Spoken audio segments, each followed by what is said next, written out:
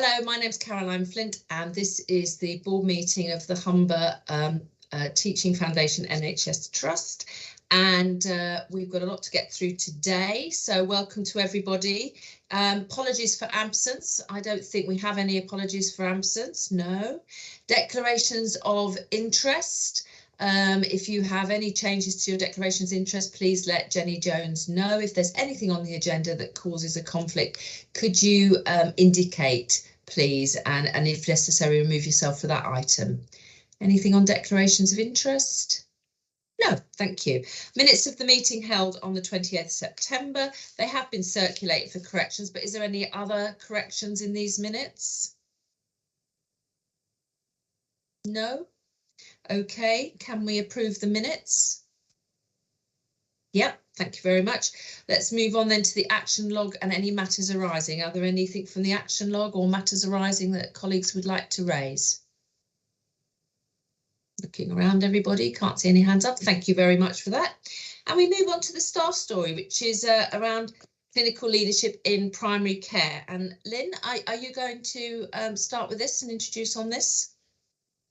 I am going to introduce it, but I can't actually see Dr. Iqbal Hussain has joined the meeting yet, Caroline. Okay. So I tell you what, let's park it for now. We'll watch out for it. Ah, there he is. There he is. Just on time. Welcome, Iqbal. Good morning. Lynn, over to you again. Thank you, Caroline. Yes, I'm delighted to introduce Dr. Iqbal Hussain. Iqbal is our clinical lead for our primary care services. So he works in the community and primary care services division. He shares this job role with another of our clinical leads, Kerry Brown. He's here today to really tell his story in terms of the roles that he's undertaken within our trust, what's led him to be in the role that he's in today. From my perspective, investing in the clinical leadership and roles that we have within the organisation has been really key to our trust's development in clinical leadership across the board, but particularly within the operational structures, to making sure that we've got that emphasis on clinical leadership in terms of leading clinical services changes and delivery over recent years. I'm delighted that he's here today to talk specifically about his experiences. So I think he's going to talk for about 10-15 minute 10 minutes. Okay. 10 minutes, 10 Iqbal. minutes. 10 minutes then, Iqbal, Yeah, and then obviously opportunity for the board to ask him any questions. Iqbal, over to you. Thanks, Lynn, for that introduction. And yeah, thank you for inviting me to this meeting today. So I'll quickly just go through in terms of my journey through Humber. And then obviously at the end, you can sort of ask me some questions about the stuff along the way.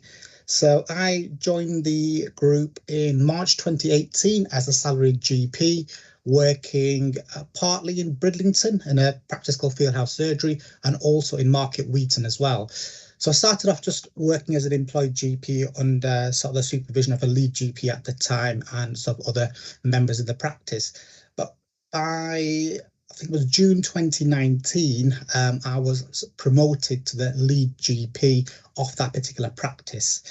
And it was quite perfect timing in some way, because actually around the same time, we had appointed a new practice manager. So all of a sudden we had two brand new sort of people in that practice to try and direct that practice towards something, because all along it's been pretty much sort of fielded by locum and agency staff. So both of us together had a plan in mind in terms of how we're going to achieve what we really wanted to achieve over the next 12 to 18 months. And fast forward 12 to 18 months, what we had achieved by that stage was actually a full complement of substantive staff doing really well in terms of performances. So things like QOF, for example, we achieved around 98%, which is really, really high compared to what that practice was achieving in the previous 4 to 5 years, which is around the 50-60% mark.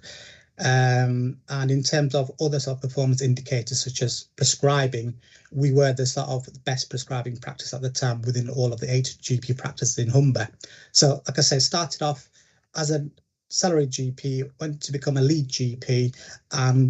With the help of the practice manager at the time, we sort of achieved what we really wanted to do within 12 to 18 months. By October 2019, I was also sort of promoted, not just being the lead GP of Fieldhouse Surgery, but also being the clinical lead for all of the GP practices. Oh, sorry, there's a message there saying I have a blank screen. Can you hear me? Can you see me? I can see you. I can. Yes. We can all see you, don't worry. That's fine, thank you. Yeah, so October 2019, I was promoted to being the lead GP for all of the practices, not just my own one, which was Fieldhouse Surgery, and also overseeing some of the clinical bits within the community services, such as the Malton Hospital and Whitby Hospital at the time. That was a greater challenge because obviously Fieldhouse Surgery, just one practice to concentrate on, but all of a sudden 8 different practices, 2 sub-hospitals, massive area to cover as well. And one of the biggest challenges I faced is actually within the primary care setup is to try and standardize practice, because everyone was doing their own little things. So although all the practices were part of the same trust, they were still working pretty similar to how they used to work pre-acquisition as partnerships. So over the course of 12 to 18 months, and the pandemic itself actually helped out quite a lot. We managed to actually unify the practice to a degree, standardized practices in terms of clinical processes, regular meetings with the clinical leads, and lots of engagements in terms of developing our services within the practices. So we did quite well within that sort of pandemic period in terms of working together as a team. Then following on from that, I then got a role within the research team. So the next stage was actually trying to introduce some research into our primary care services. So in, I think it was in November 2021, I sort of officially took that role of being the research lead, working with our research team within the trust, introducing various sort of research projects, getting the patients engaged, and we've done quite well actually. There's a lot of studies that we're involved with, both from a regional point of view and from a national point of view as well. And I think in the coming months, one of the studies that we're involved with, which was the panoramic one, to do with the COVID medications, that's going to be published in the Lancet, which is a sort of medical journal. And then into my current role now, which is a clinical lead of primary care, which is job shared with Kerry Brown. So that I officially came into place in May 2022, so only about 5-6 months ago. Now all of a sudden I'm sort of involved with more the strategy, the transformation sort of element of running those practices, and also the Whitby Hospital as well. I had a lot of things to do in terms of the clinical modelling of the Whitby sort of board, as well as obviously the primary care sort of services. At the moment, I do part clinical time and part this leadership management role. So I do GP sessions in all of our surgeries, and I also do work in the Whitby ward as well as the Whitby Urgent Treatment Centre. I have been supported quite well all the way through. I have actually completed a few leadership courses along the way. So I've done the internal Humber Proud one, and I've also done the one of the NHS Academy leadership courses as well. So like I said, I started off as a salaried GP, and fast forward 4 years, I'm into this sort of my senior management role, which I am actually enjoying quite a lot. So that's me in a nutshell. I know that's hurried, but I thought I'll give you some time to sort of ask me questions after all that. Thanks very much, Iqbal, and it's been great to have an opportunity to meet you on various events actually in the last year, and learn a bit more about you, but also about some of the challenges out there in the service as well. I'm sure there's going to be questions about that. And the first person I can see is Mike Smith. Thank you, Chair. I may have missed it because I had to log out and back in again, but in terms of challenges, if the GP fairy landed and gave you a couple of wishes for changes in 1 nationally and 2 in Humber, what would you ask for? In terms of nationally, it's more about the funding. Also recognising that there is a problem within primary care, within general practice, It's not how it's portrayed in the media in terms of some of the television programs out there, and also how the actual government portrays how successful we are in terms of dealing with the day-to-day stuff. I think there is a lot of problems that we need to appreciate and acknowledge first. And second is the funding, and it has to be spent wisely in terms of the recruitment, in terms of getting all the medical students through the medical schools properly, and then they're prepared to actually deal with work, so to speak. Because I think over the past 2 years, there's been almost a rushed approach to dealing with a deficit in the in doctors and nurses and so on, and they've created other roles such as physicians associates and nursing associates, which sort of partly deals with the problem, not fully, if that makes any sense. Because at the end of the day, you still need highly skilled doctors, pharmacists, and so on. I don't think we've still got enough of those. In terms of locally, in terms of Humber, and Kwame and I are going to be working on this, is to try, in terms of general practice, make our practices into formal teaching practices, because I think that really is the way forward in terms of dealing with the issues of retention and recruitment of staff, especially the GPs. Sounds really exciting. Thank you. Thank you for your presentation. Thank you. Thanks, Mike. Dean. Hi, Iqbal. Dean, just one of the non-executive directors. Thanks for the presentation, and it's great to see someone come down that clinical route into leadership and be showing as much passion for the leadership aspects as the clinical aspects. It's really great to see. Thank you for that. We often talk, don't we, about the interface or the relationship between primary care and secondary care or hospital care. But I wonder if you could just talk a little bit about how you see the relationship with, sort of GP practices and the broader primary care services that people may access in our communities, whether that's sort of pharmacy or through sort of charitable services and into social care. Just a little bit of your experiences around that would be helpful. Yeah, so I think there's been a massive drive recently to try and get all these services in the community to actually offer their services to the patients before they come to GPs or A&Es for that matter. I think it's the right thing to do. Unfortunately, I don't think it's been implemented or delivered well, because I see that all the time within our practices. I did devise a triage tool for our reception staff across all our practices to say, actually, a patient comes in with X, Y, or Z symptoms or problems. First thing to do is to send them to the pharmacist or send them to the MSK service and so on, all the service that's available in the community. What's happening is, even though our receptions are trying to do that, they're always hit with, and well, I don't want to do that. I want to see my GP, or I don't want to see an advanced nurse practitioner. I want to see my GP. So it's more education really for the wider group of the population that these services are there. They're there to complement the GP practice rather than just instead of, in some respect. Thank you there, Dean. Philip. Iqbal, lovely to meet you. Thanks for your presentation, fellow GP. We'll have to catch up sometime. I was just wondering, I haven't really got a sense yet how our practices in the trust are interfacing with the primary care networks, because a lot of investment, in fact, the majority of general practice investment is now through the PCNs. And some of the staff in the ARRS roles are valuable, and some are just feel just like additional. It doesn't help with the workload of general practice. But is it just briefly a quick sense of how we're doing with our PCNs? Yeah, so we are in 3 different PCNs, and they've all got their own sort of challenges in terms of what they are delivering and what they've delivered previously. I think one had to restart all over again, which is in Hull.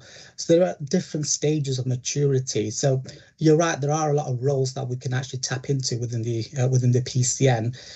As an organisation, I don't think we've actually, done much from that point of view, and I think that's what we're going to be focusing on over the next 6 to 12 months. So in Bridlington, we do tap into various services within the actual PCN, such as your pharmacist and pharmacy technician. But then again, we could actually tap into things like your physicians associates and paramedics, and same again with some of the other practices as well. So I don't think we've utilised that as much as we can, but a lot of that is down to local politics as well, in terms of who the clinical director are of that PCN and how many practices they have within that PCN.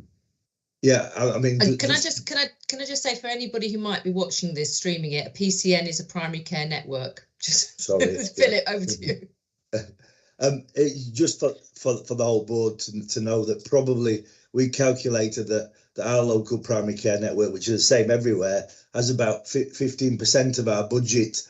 It would be an increase of 15% budget if we had the money that the PCN has. So actually, a lot of investment over the last 3 years has been through the primary care network, and it feels to me, as well as training, that it's the other vital element to actually getting our general practices to thrive going forward.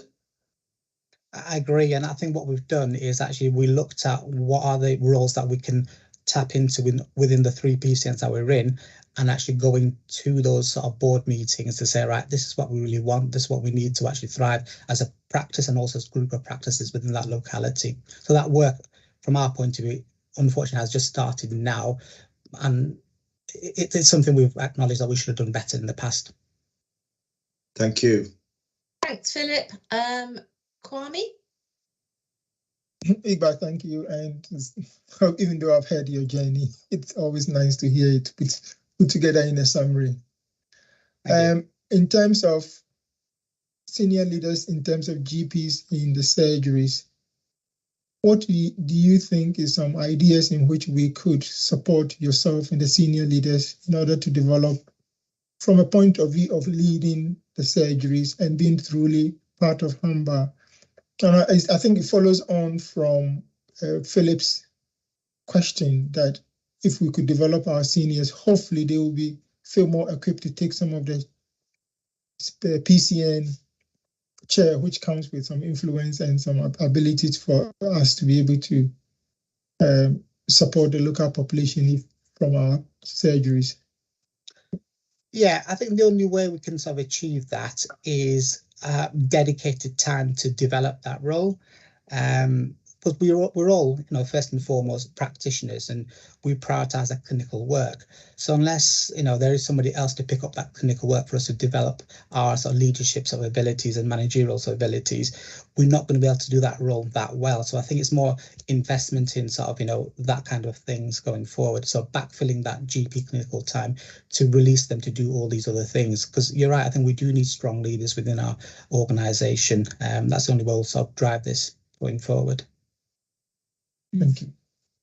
I've got a question, Iqbal. I mean, obviously there's changes happening in Bridlington in terms of the end of contracts and how that's shaping up. And one aspect of that is to create larger practices. If there are members of the public, tuning in today or tuning in later to this board meeting, what could you say to sort of reassure them about those changes and what it will mean for them? I mean, I can't go into much details, I think, today in terms of what we're doing going forward with Bridlington, because it's still not really decided as such. But what we have done is we've tried to stabilise what we already have in Bridlington earlier in the year in terms of merging 2 practices together to form one big practice, providing stability for that. And we do have another practice in Bridlington as well. Like I said, the certainty is not clear yet, and I can't really sort of talk about it in this forum, I don't think, today. But what we're trying to do is make what we have at the moment bigger, either through merger of practices, which we've done in Cottingham about a year or so ago as well. There was 2 small practices. And if there's any opportunities to absorb any of our other practices into what we already have, we will do so going forward. And a lot of that is all contractual, in terms of whether they're GMS contracts, PMS and APMS. It gets a bit technical, to be fair, but our aim always has been to grow, what we already have, but also we have to stabilize them first. But but for people sort of thinking about this, what are the advantages of those larger practices for recruitment or for services? Exactly. The idea would be to have one set of staff under one building, and that provides a stability in itself. And then actually becomes more attractive for people to join when they see things like it's a fully fledged sort of training practice, one involved with research and so on. And you can achieve that with larger sort of practices. Smaller ones, your priority is just now with seeing the patients day to day. You can't really do much more. Thanks for that. Thank you very much. Michelle. Yeah, good morning, Iqbal. A lot of the questions I think have been answered. I just really wanted to say thank you because obviously there's a lot of challenges that continue in primary care, and it's one of the key elements and one of our key areas of the strategy in relationship to helping not just the organisation and the trust, but the system as well. Because obviously we constantly talk about emergency department pressures in community services, and we've really got to continue to support primary care. And I know that you're doing a lot with that in relationship to recruitment, retention, supervision and what have you. So I just wanted to say, please make sure that you'll continue to be supported. I know that you are, but obviously let's continue to, and I know that we spend a lot of time together, but there's a lot of changes happening in primary care. Obviously we're expecting some national strategies as well, alongside that work in dentistry as well. But just to say thank you for that, because I know it's been particularly difficult with COVID, you know, vaccination programs, triage, having to do things not face to face, which is the traditional general practice type things, and just move into different spheres. And it's keeping up with that, but looking at things from an innovative point of view, which I know that you're doing, and I know that we're doing. So just thank you for that, and just stick with it really. But just let's keep that communication going. And it's been really helpful today to have you here and discussing that at the board. So thank you. Thanks, Michelle. Thanks, Michelle. And last but not least, Stuart. Yeah, good morning, Iqbal. Stuart McKeon-Evans here, one of the non-executives. Nice to see you again. My question builds on something Michelle just said about kind of not face-to-face support for patients. And I wondered, from your experience in Humberside, how do you see the impact of the inevitable, in my view, inevitable continuation of services being more online, digital, virtual, which might appeal more to the younger generation, I'm guessing, from kind of the small group in my household, perhaps less so for more elderly patients. What's your sense of how it's going? So at the moment in our practices, we are actually offering some hybrid model in terms of choice of type of consultation. And what I mean by that is, depending on the actual context of that need for that patient, they can have a telephone call if it's something that can be sorted out. There's a choice there. There is also a video consultation, so they don't have to actually come into the practice, but you can have a video consultation from their own room.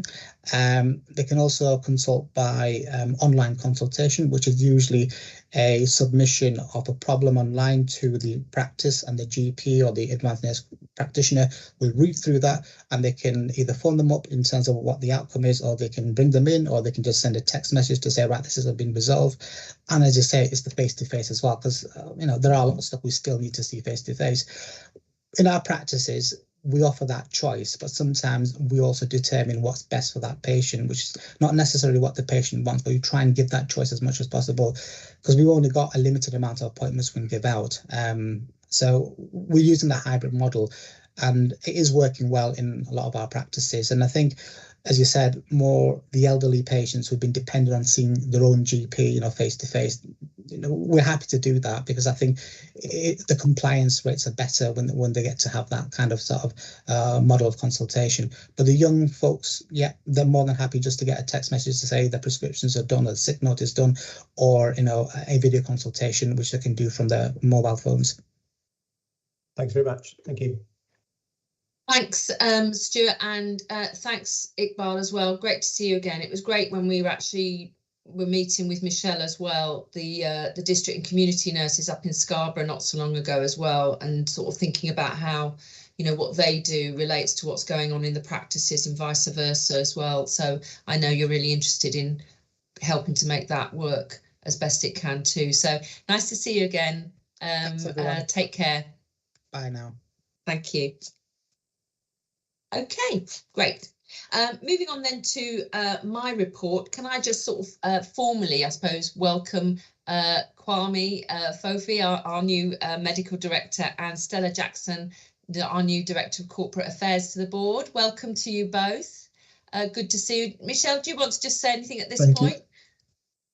No, just welcome to both both Kwame and to Stella. It's a while since we've had a change in the exec team, so it's good to see both Kwame here. Obviously, Kwame is known to all of us as one of our consultant psychiatrists, hitting the ground running, I would say. But thank you to Michael sincerely, obviously Michael Desailly, who was the interim, who did a fantastic job as well. And I know we'll be working quite closely with Kwame. And welcome to Stella, who joins us from Airedale. I don't know if if you've got your camera on Stella, but Stella joins us from Airedale in a corporate affairs role and has already hit the ground running significantly, and I'm sure is going to be, I'm not sure is going to be a fantastic asset to the board and the organisation. And I look forward to working with them both alongside the executive team. So welcome to the first board meeting. Yeah, thanks. Welcome, Kwame. Welcome, Stella. Just in terms of my report, as colleagues know, we had a board timeout on the 11th of October. And, you know, one of the changes we made at our previous board meeting in September was about the framework for our formal board meetings and then our strategic board sessions for 2023. Already, and interesting, Stella's already working on this as well, is we're looking at how we can make sure we get the right flow of information, both from the board in terms of what it would like the strategic sessions to focus in on, but also back from those sessions into the board as well. So we're planning that at the moment, but I just thought, as part of my chair's report and just for the record, just to share some of the issues we discussed at our board timeout, because I think it almost sets the scene for the sort of types of discussions we will have within that forum. So we discussed the capital and operational 2023 planning.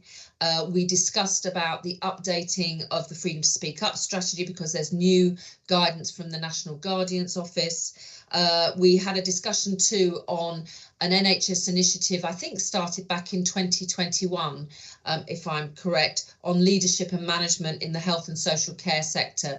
And there's been a number of recommendations there for which we're looking at how we benchmark against those. We had a good full discussion about how we raise money for the trust, health stars and charitable funds. And we had also a conversation, it's picked up in some of the papers at the board today, about agency recovery spend. The NHS England has confirmed that from September of this year, expenditure limits will be established at the ICB level. That's and agency staffing performance is to be reintroduced in the NHS oversight framework. This is an issue we've discussed before. We had a good discussion at that board timeout about what we can do to reduce spend in that area and also make sure that the agency staff we use are very much part and understand our training and our culture and our values when they come to work for us. We also had an update on the mental health inpatient redesign project for the Willoughby site as well. So, you know, just to remind us and to have on the record, those were some of the discussions we had, and we'll have a sort of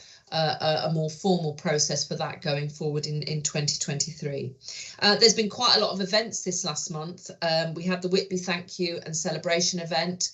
And it was really important. I think obviously the trust has done a huge amount of work, and Iqbal's been involved in that, lots of people involved in that in the trust, but there's lots of partners who have actually, to be honest, have been working on this for some years to try and change the working environment, the estate environment of Whitby Hospital. Lots of people from within the local community, within the CCGs and others who've played their part as well. So it was a lovely opportunity to say thank you to everybody.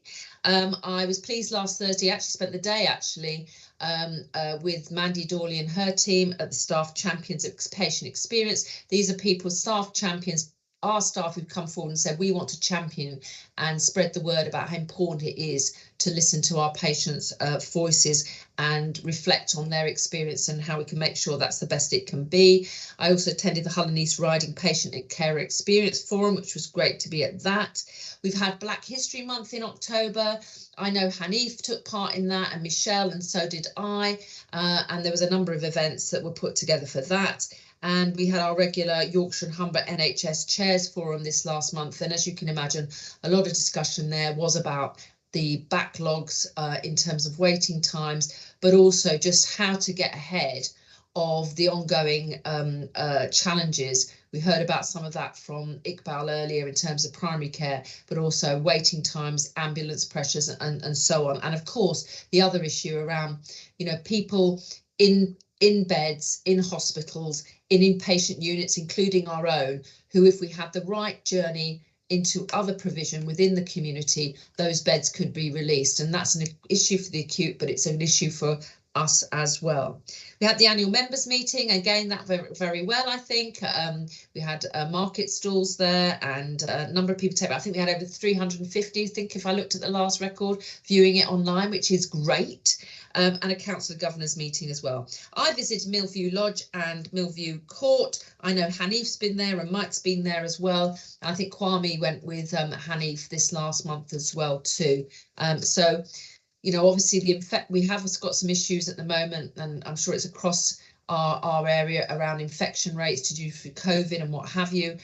So we're going to try and make sure we can continue to visit, but obviously we have to be sensible about this and not risk spreading infection. So that's really my report for the month. Any questions, comments? Oh, great. Over to you, Michelle. QFix report. Morning, everybody. I'm sorry if there's a little bit of a background noise, but the window cleaner has just turned up, so apologies for that. Hope it's not too distracting. Obviously, board members have got my report. I'm just going to do a couple of headlines as normal and then throw it out to questions. I thank my exec colleagues for their contribution. Well spotted by Francis. I have to admit it was Francis that spotted the slight error, but it was just to make sure people were reading the papers in section 2.5, where it mentions freedom to speak up. It's not the SID that I meet with very regularly, Senior Independent Director, but it's Dean Royals in his capacity as freedom to speak up non-exec director. So thank you for that. But I think that is an important point, that we do continue to do a lot of active work in freedom to speak up, including meeting regularly with the chair and the non-exec director. And obviously we had that board session last time in relationship to our continual assessment of freedom to speak up and our developing strategy.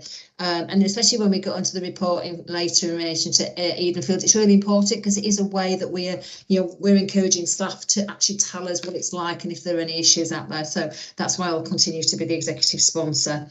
There are no policies this month for ratification by the board. A lot of information in there because there's a lot of work continuing, and it is important to note that we are still doing a lot of transformational work, even on the back of the developing and continuing pressures that the services are having, and I'm sure Lynn will pick up a couple of those, but I thank the teams for that because we've had lots of recent discussions with the executive team about just how much progress we are making in some of our transformational areas, which will help things like the waiting list, things like the neurodiversity service, etc.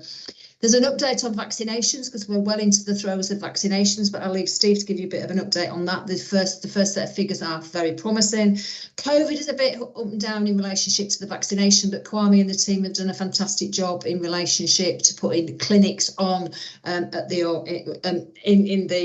organisation.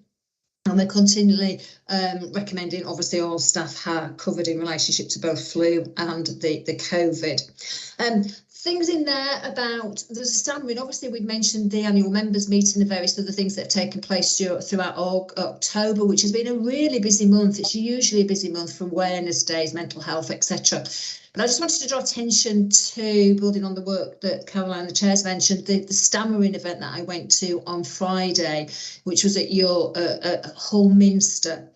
And this was about your stammering child, and it's a really important piece of work. And some of the board members that have been here for a few years will remember that Sharon and Ruth came a few years ago to present the first film about the that was a great success. Actually got an accolade in the Leeds Film Festival. Well, this is the second film, but it's actually fairly unique because there are not many services in the country that offer services to stammering children, let alone produce what I think is a really Premiership type film.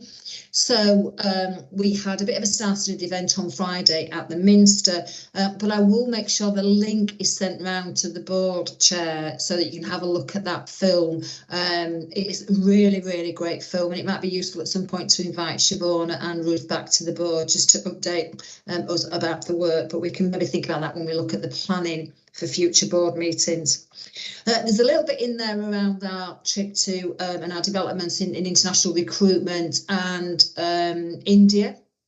We're going for some medical staff to increase our medical capacity across the organisation, and that builds on the great work that Hilary and the team have done in relationship to international recruitment of other professional groups. And there's an update on the integrated care system, which is obviously developing very rapidly, actually, as you would expect, especially with a system that is constantly developing and under pressure and what have you.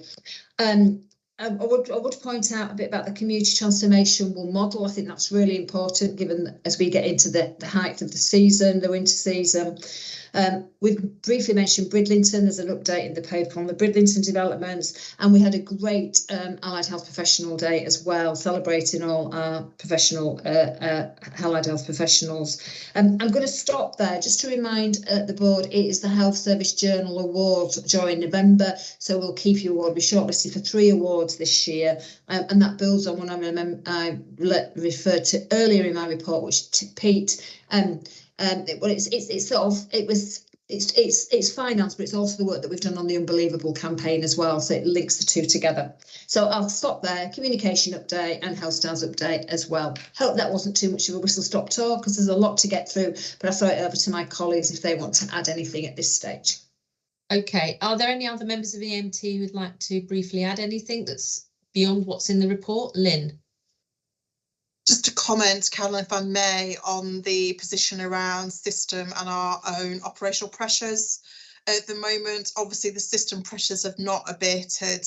In fact, Hull University's teaching hospital has been in an escalating position, particularly over the last couple of weeks, to the degree that the Gold Command arrangements were stood up. That has been focused primarily on additional identification of schemes and approaches to improve hospital discharges.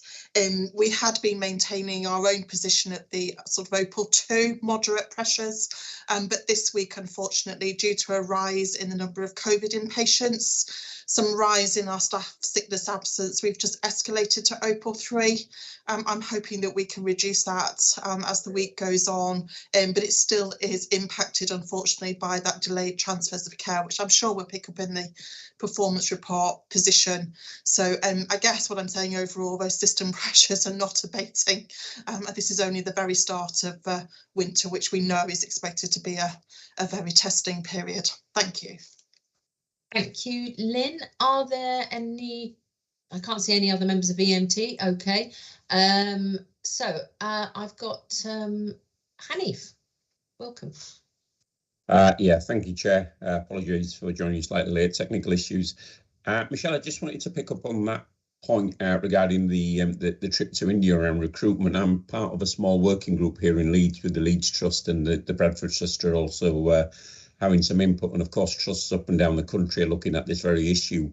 There was an interesting point raised in the last meeting around potentially getting some criticism that we're going abroad and almost, if you like, pinching the best talent, and a little bit of that brain drain syndrome. So what we're discussing at the moment is whether it's possible to have a little bit of a reciprocal approach, where on these visits we're almost putting something back in, as well as looking at that international recruitment. And I'm just wondering if that's something we've had discussions around when Kwame and Michael visit.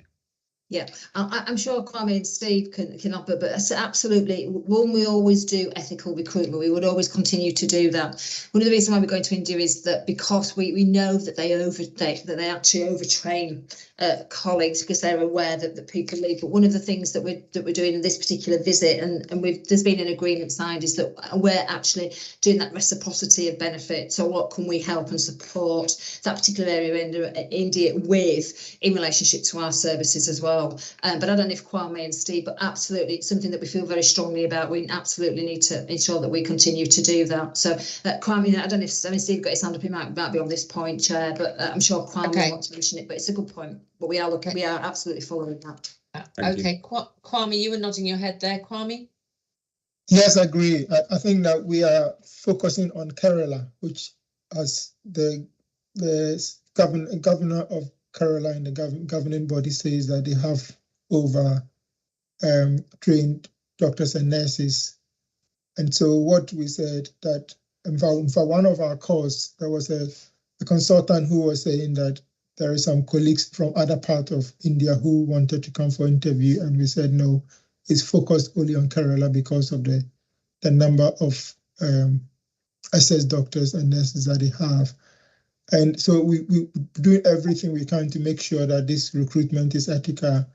And what we're doing with our system partners is to put something back. So part of our visit would be to do lectures, to give them opportunity to look at how they improve their system, and that would continue even in between the career fair. So we call it career fair because it's an opportunity to bring people in, help them to develop. Hopefully one day they could go back into their system and improve it. But when we get there, we're also going to help with structural development, how to build medical schools, how to improve systems to see patients effectively. Yes, thank you. Thanks, Kwame. Steve, is there anything more you want to add to that, or? Just that I think we just need to maybe get a mindset shift around this, that, you know, so yeah, as Kwame says, we've been invited by the Indian government to go over there because that's actively part of their economic approach. So, you know, this absolutely is in line with what they want. They want the NHS to come and recruit for the reasons that Kwame set out. So, you know, we're really clear when we sign up to this that we're doing that. We're in partnership with the Indian government. The ICB has signed those agreements. So I think it fits in very nicely with what the system's trying to do, what we're trying to do, and obviously what the Indian government, particularly around Kerala, is trying to do as well.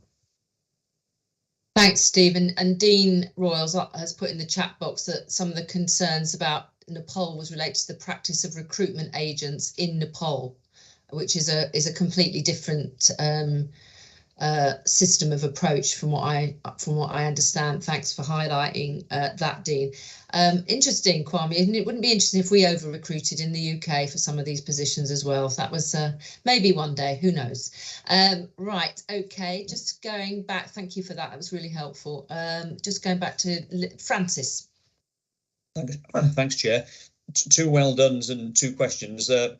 Just picking up on what Michelle mentioned, I think the stammering initiative was excellent. And if I remember properly, Michelle, didn't we have Ed Balls supporting it the first time round? I vaguely remember Ed coming and talking about the fact that he had a stammer as a kid. Who, sorry? Ed Balls. Yes, yeah, and we had Michael Palin who did a little video link just to commend the video and thank us for it. And Nick, I've just lost his surname actually. It was who's an apprentice, Alan Sugar's. That's right.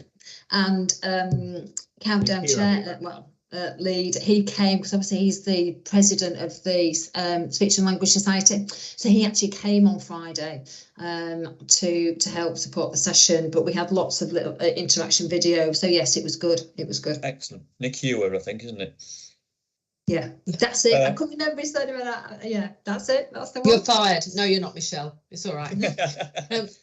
The second one then was just to say, well done. I visited the new Trust HQ the other day, and I thought the quality was excellent. I thought the accommodation that you've got there is really good and very conducive to work, and obviously now open to all staff. So just to commend the team on a really great working environment. My two questions. One was in Lynn's COVID and operational update, and it kind of links forward to the performance review. And I know we've discussed it before, but you've picked out, and I'd picked out in the performance review about the pressure to actually get people out of hospital, and it's obviously impacting on some of our areas. I just wondered if Lynn wanted to expand on that at all, and if there's anything the board can do to help, because obviously, you know, it's all across the press, the problems with social care and getting people out of hospital. And then the other one was on the single point of contact, which looks really good, and great that it's working 8 till 6. I just wondered when the next phase of that might be and if it might be extended. Thanks, Francis. Lynn, can I just add on to the point about the single point of contact? Francis has sort of partly covered what I was going to ask, which is also about how are we assuring ourselves that it won't be overwhelmed. I mean, obviously we've had discussion around the single point of contact for the neurodiversity services, and there was some issues with that. How are we assuring ourselves on that, and that and where have we tested the system out with patients' involvement? Yes, thank you. So, and to pick up the delayed transfers of care, or as the acute hospitals describe them, those patients who don't meet the criteria to reside, you'll hear that term used as well. So we are certainly, obviously, Francis, liaising really closely with our system partners particularly the local authorities and the place directors at the moment. So I've certainly had conversations, for example, with Simon Cox. I know Michelle has from an East Riding point of view, and very similar conversations, particularly in Hull. And similarly, because we do have issues with similar position around our community beds in North Yorkshire as well. So we do have escalation processes in place. In Hull and East Riding, there's a fortnightly focused meeting with the lead director responsible for hospital discharges. In the conversations that are taking place around the acute hospital, there's always a focus from my perspective on any development of any new schemes. How do they apply to our service users too? So that's always in consideration as well.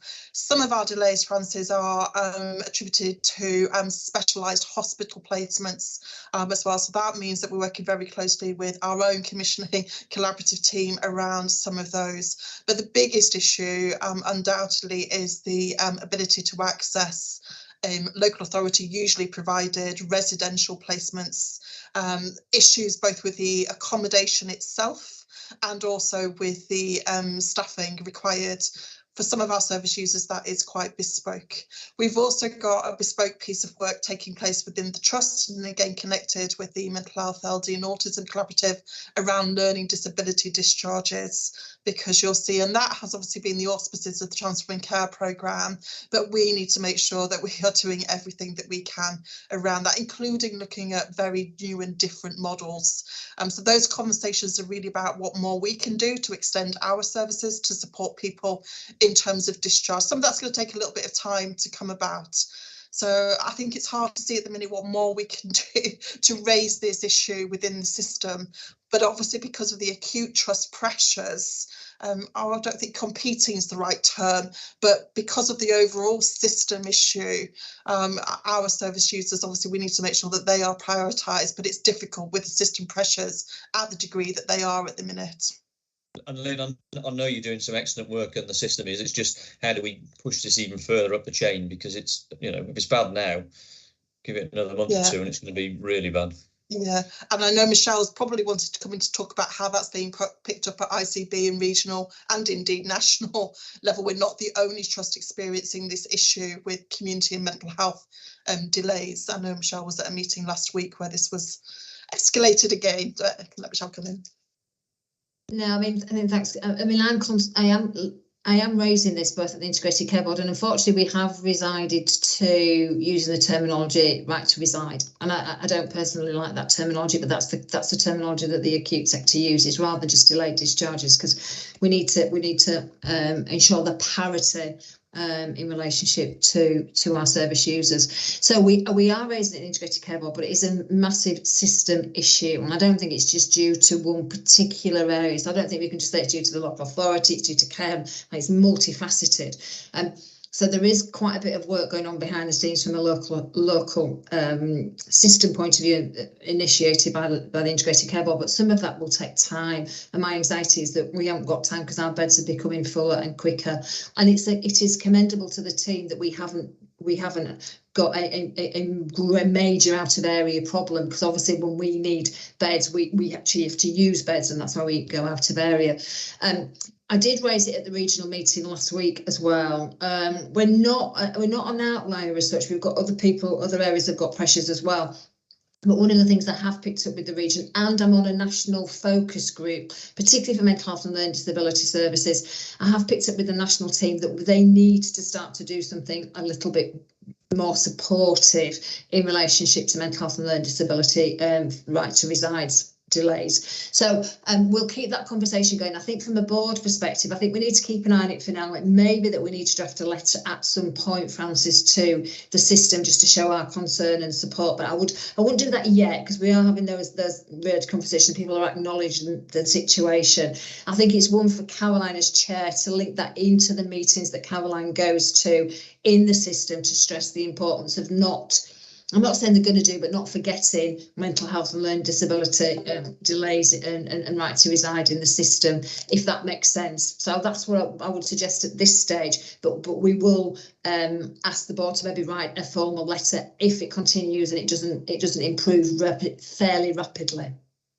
Because we've increased our bed base as well. You know, we've increased our bed base as well, Francis. But if we can't get people through the system, it makes it even more difficult to use the extra capacity that we've put in. Thanks, Michelle. I just wanted to make sure that people were aware of the fact we're doing everything we can, and it's a system-wide problem. Yeah, it's a great question. It's a great, and I think we do need to keep an eye on it, because sometimes you can talk, can't you? You can have those conversations, but it's about seeing action, and that's what's been suggested both nationally and regionally. But the national team, I think, need to get a little bit more aware in relationship to mental health and learning disabilities, particularly because they're still focused on the acute delays, which is, I'm not saying it's not the right, you know, we need to look at the whole of the system, you know, right to reside, not just particularly one area. Yeah. Thanks, Michelle, and I do raise that, and I think it's also about when the term social care is used. I sometimes think that, you know, there's a sort of, you know, one type of person at the end of that, which is usually someone who's older and has lots of needs, but obviously adult social care is much wider than that in terms of support, the support that's needed, and reinforcing that I think is important for our services and our service users as well. Thanks.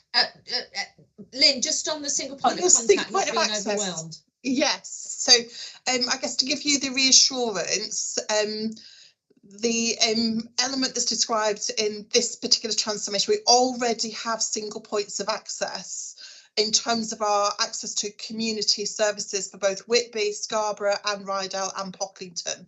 So we have a tried and tested model. We have evolved that model over time. So we're not sort of starting from scratch in any way, shape or form with this.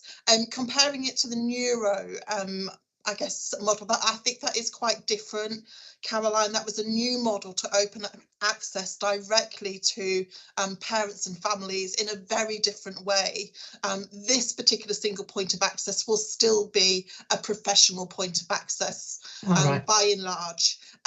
There is a slight delay, Francis, at the minute, but that's because we're doing some more work on the patient electronic system 1, to make sure that that's configured in the way that obviously will make this model, when it's merged together, which in effect is what we're doing, succeed well. So I'm confident that we've got the right and a robust project plan in place to underpin this. So I hope that gives you the reassurance. Thanks, and Clara. It does, but from my point of view, it was maybe trying to see if we could run before we walked. You know, it looks great 8 till 6, but then what happens between 6 and 8? So. Yeah, and again, this is not being done in isolation in terms of other elements. So overnight nursing services are being expanded as well at the moment, Francis, too. So obviously there is pressure on community services, but this work is really to make sure that we're in the best position to have the right capacity to respond to those demands. So we are taking a very measured approach around this work, and you know, we won't actually go live with any element of it unless we're sure that it's actually ready to go. So and those testing processes that you would expect are in place. Thanks for that assurance and clarification, Lynn. That's really helpful. Hilary, last person up. Hilary. Thank you. Just to confirm to the board and anybody that's watching the board meeting today, that due to the increased prevalence of COVID, on the advice from local directors of public health, all of our areas have gone back into wearing masks. All visitors are to wear masks. Any large meetings that are not essential are to be postponed. If any meetings do go ahead, then it's LFTs, masks, good ventilation. We will keep this under review, and we'll formally review it at the end of November, again based on prevalence and also the uptake of the COVID vaccination across our staff, because that does afford you some protection as well. So just wanted to sort of formally note that at the board. Thanks very much, Hilary. Okay, right, moving on then. Publication highlights report, it's all there. Anything to add, Michelle? No. Okay. It is there, Caroline, for information and for explanation in relationship to the publications that we've received. Happy to answer any questions. Can't see anybody with their hands up, so thank you for that information. Moving on then to performance report. Pete. Thanks, Caroline. So this is the performance report as at the end of September. It's the quarterly report, so you'll see we've got the detail waiting times appendix, which I'm sure, you know, Lynn may want to add to, or there'll be questions on. I'll take the report as read, but I was going to pull out a few areas before we move to questions. So we can see the spike in turnover in September is primarily related to the ending of psychology placements in the trust. I was going to raise out of area beds and delayed transfers of care. The two are obviously interrelated, but we've had a good conversation earlier on the work at system level and the impacts on delayed transfers of care. And I guess it's worth noting in the report, because I always try and pull a positive, that overall at trust level, our training compliance remains high. But I did note from the Workforce Committee report on the agenda, there are some areas of non-compliance where recovery plans have been requested. So again, quite brief, Caroline, but happy to stop there and move to questions. Thank you. Pete, are there any questions on the performance report from any colleagues? Dean. Yeah, I suppose it's just useful just to respond immediately to Pete just on the statutory training. So the trust target is 85% across all the mandatory training, but in that process of continuous improvement, what we try and do in Workforce Committee is look at any area that's below that. So even though that's not the overall target, and then just make sure that we are sort of trying to achieve a position which brings everybody up to that level, Pete. So that's the difference between the two. Thank you. Okay, thank you, Dean. Philip. Yes, so there were obviously a few key areas to our performance, and I think we've discussed it before, but one is the doubling of referrals into the trust over the last 2 years, and I think that's worthy of trying to understand what's happening. I certainly know as a GP that our interface with our patients is far more transactional, and I'm sure that there's some work that could be done that actually would take the pressure off the trust, because doubling in 2 years is really significant. The two things that I noticed that we're struggling to improve the number of CPA reviews that we do, and that the IAP, the Improving Access to Psychological Therapy in East Riding, the recovery rates are gradually coming down from 65% and to less than 50%. And I just wondered if people are looking at those areas. Thank you, Philip. Who would like to? Michelle, would you like to pick up on that? Shall I kick off and then bring Lynn in? I mean, the demand, I think, one of the things that we've constantly been looking at, Philip, is the demand on the services, partly due to COVID. It was increasing before COVID, before the pandemic, but it's substantially increased during and since, and we're expecting that upward trend to continue. We have got detailed trajectories, but what we've noticed is that the trends are actually increasing above our trajectory. And we don't expect that to reduce, because we expect to be more pressure with cost of living, and also some of the aspects that we've talked about today in relationship to front end of the service, prevention, one of the things I've started to bring into the Integrated Care Board and into the organisation is what can we do in relation to that preventative agenda, or picking things up earlier. Because the other thing that we've noticed is that the acuity, which is the rate of how ill somebody is for people watching, is significantly higher than it's ever been. So the demand is higher, the acuity is higher. And also what we've noticed recently is that a lot of the people that are coming into service we've not known before. So that's another issue that we need to contend with. And obviously we are concerned particularly about children and young people, given the pandemic, given other things as well. But I'll stop there. So it is a picture. We've got the detail. We've done a lot about it. We've tried to do a lot of planning and service provision, and with our transformation services that I alluded to earlier on. But the demand is still higher than we anticipated, and that's, as I say, due to multifaceted. But we do need to do a lot more at that front end, which with the conversations that we're having across the system. But I'm sure Lynn will get into the technicalities and some of the detail. Lynn, did you want to add something to that? If I can just add, the demand position, obviously, Philip, we are doing a significant amount of work. So we're actually looking at capacity and demand modelling. Exercises are taking place right across all of our operational services at the moment. We do that on a continual basis anyway, but it's the time of year where we are really focused on that. So that work obviously will then have some outputs in terms of what we do around service redesign transformation to address that. The highest level of increased demand was absolutely definitely in children's services.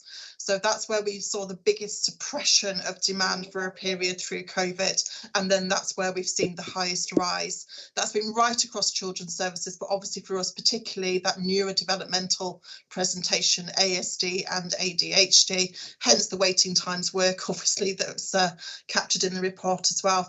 Just on your question around CPA reviews, Philip, so actually quite frankly there isn't an operational reason as to why those reviews should be not taking place. It's an annual review, so there is recovery work taking place. I expect that to be back on track actually by the time that you see this report next. On IAPT recovery, that's an interesting one actually. We're doing a lot of detailed work at the moment. Our hypothesis is we have had a successful rollout of the primary mental health care service, which has obviously put additional mental health resource into GP practices. That has altered the pathway to some degree into IAPT. So I think what's happening now is the primary mental health care services are picking up the sort of lower level of complexity, which is quite right and what it's designed to do, meaning that the IAPT service is picking up a much higher level of complexity overall. So therefore you would expect that to have an impact on recovery rates. Now that's a bit of a working hypothesis at the minute, and we need to actually demonstrate whether that's right or wrong. It feels right, so there is some work taking place. I'll be able to report further around the outputs of that to clarify whether that is indeed what is happening. It may well mean that there's something around national reporting systems picking up the CMHT transformation alongside the IAPT work as well and seeing them side by side. But that's a conversation we're taking into these sort of regional and national conversations around that at the minute. So I hope that makes sense, Philip. Thank you. Thanks, Philip. Stuart. Thanks, Chair. A few detailed questions, and bear with me while I navigate around the papers. Before that, though, thanks for the answer, Lynn and Michelle, too, on our response to the rising caseload. And thanks for getting under the bonnet of that a little bit. It does seem to me that if you have a rising amount of work to deal with no matching increase in resources, then unless you can find, step changes in efficiency, or you've got an underlying problem utilization, we're inevitably going to see these unhelpful trends of waiting lists. So I guess we know this is one of our kind of very, very significant challenges, and I'm assured by the work going on. I think we need to keep an eye on whether we're identifying poor levels of utilization or things that aren't reflected in simply kind of lack of resources. But that's a kind of a general picture I'm picking up from the performance report. The next question, though, is it's a kind of a point of clarification. It's on page 74 of the pack. It's related to the Safer Staffing dashboard, and it's the reference to CHPPDs, which I think are care hours per patient day. And it says in the report that the thresholds have been revised upwards based on the latest model health system data. My question is, who revised them upwards? Was that a local decision or a national decision, and what lies behind it? Because it's pushing our performance kind of below target as a result of that decision. I'll pick that up. Yeah. So it's a national benchmarking tool that's been used.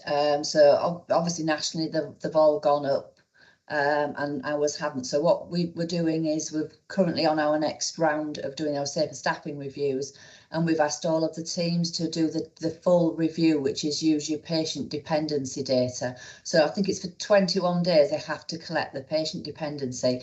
Then we'll get the true care hours per patient day for each of our units, because what we're using at the moment is just the national one, and so it'll be mental health inpatients for an example. And that will cover secure, it will cover our rehab, and they're all different. So if we do it by unit, we'll get a much better outcome from looking at care hours per patient day. So that work's ongoing. So it'll take a couple, 2 or 3 months to get that into train, but then we should see ours hopefully alter positively in respect to that work that we're doing. Oh, thanks, Yuri. So it's a national decision. We're now working our way through it, but you've got a degree of confidence that we'll be able to kind of address it, yes, and therefore get our performance back onto that track. Yeah, super. My other questions were all about kind of some of the spikes in the waiting list, and I wondered, are we going to discuss the paper on the waiting list as part of this meeting, Chair, or we're going to, in which case I'll hold for that session? I think in terms of this report, if you want to raise about the waiting list here, that's fine. But I think we could always have a broader discussion about it if that's would be better to see it in context on its own. Would that be better, Stuart? I don't mind. I mean, my specific question was, or comment was, looking at the waiting list for, is on page 84 of the pack. We're seeing this is the 52-week list. Yeah. Going down and staying down. Well done. Good news. And then on the other hand, we've got on page 92 of the pack now, we've got delayed transfers of care for older and adult and older people, mental health going up and up and up. Now Lynn referred to it in her work, but I guess that's where we're seeing the lines on the graph that are causing us concern. All these things are interconnected, aren't we? And I guess maybe we've had enough discussion in this meeting about it, but I think our performance report is helpful because it's guiding our eyes to those unhelpful trends. Lynn, have you got a comment on that? I mean, I obviously we have the performance report every month and we touch on this, but I think, you know, in terms of having a discussion, it might be that actually it's a useful one for a strategic discussion, and that fed back into the board as well. But Lynn, what's your thoughts on that?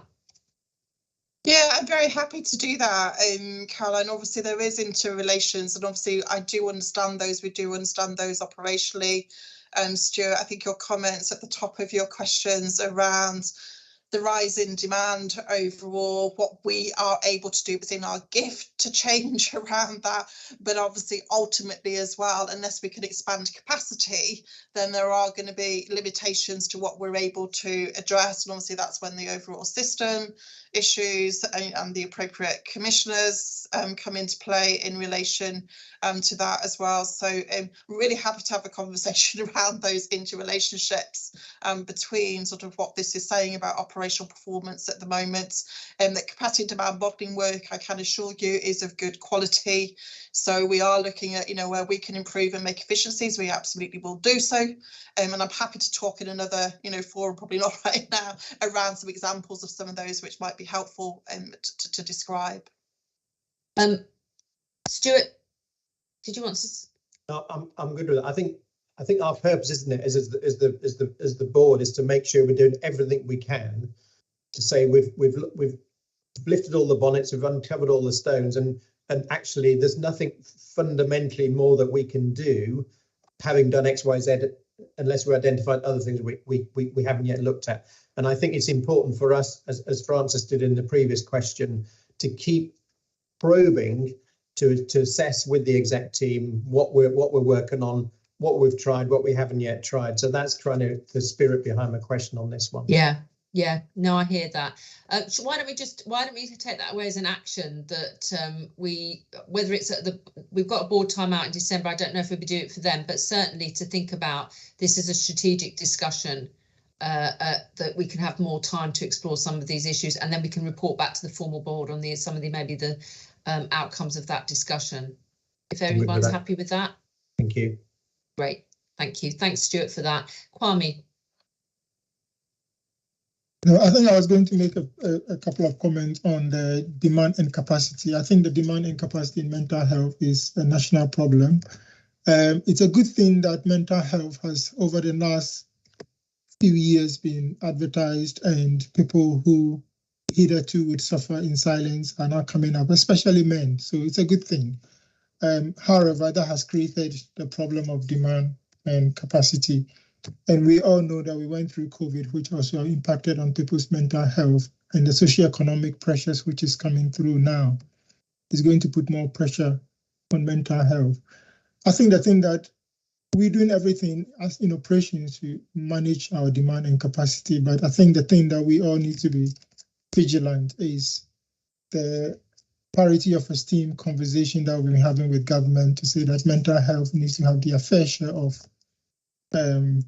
money to be able to manage this demand and capacity needs to be there. And we all need to be vigilant as we go into budget cuts and budget pressures that mental health is not unduly impacted upon. Otherwise, we would, in spite of all the goodwill, would struggle to manage the demand that is coming through the pipeline. Thank you. Thanks. Yeah, thank you for that, Kwame. And of course, we've got Stephen Barclay as the Health Secretary again, and back. So maybe we'll have a little bit of stability well, let's hope for at least a couple of months. That would be helpful. So yeah, but you're absolutely right. I mean, you know, it's parity of esteem. It's quite right to say that, Kwame. And mental health, you know, in the last few years, in some ways, was getting a higher voice nationally, and we want to make sure that that isn't quietened in any way. Great. Okay, I can't see anybody else questions on that, so we'll move on to the finance report. Pete. Sunday name, Caroline. So thank you. So this is the mid-year finance review. I guess some of the headlines from the report are: we are in a strong financial position at month 6. You know, we are on our ICS planning target, which was a 239,000 deficit, with a plan to break even by the end of the year. You'll see from the report that our cash position remains strong, and our better payment practice code performance is in the lower 90%, which is good for an organisation of our size.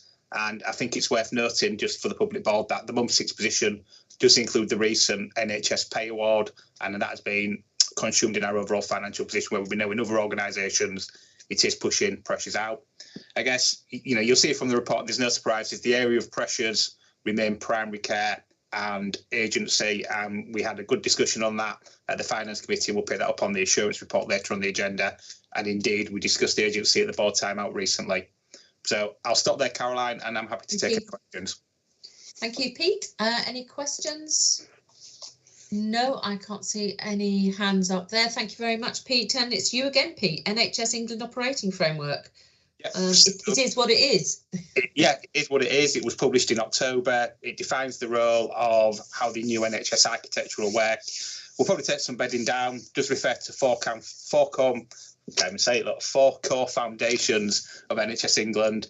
But I guess really the focus for us as a board and as a trust is, what does it mean for us? And my take on that, and it is my take, is it's minimal overall. We retain our responsibilities under our operating licence, CQC regulation and contracts that we have.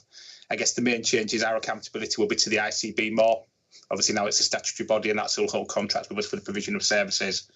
I think it'll take time for this to bed down, and obviously we'll keep it as a watching brief, and if anything changes, we'll bring that to the board. So again, bit of a whistle stop tour, but I think you framed it very well. It is what it is, and I'll stop there. Thanks, Pete. And there's a useful table in the paper, actually, just sort of column by column saying what our responsibilities are, the ICB and obviously NHS England, which is quite a useful aid memoir to remind us, actually. Any questions? No. Okay, thanks very much, Pete.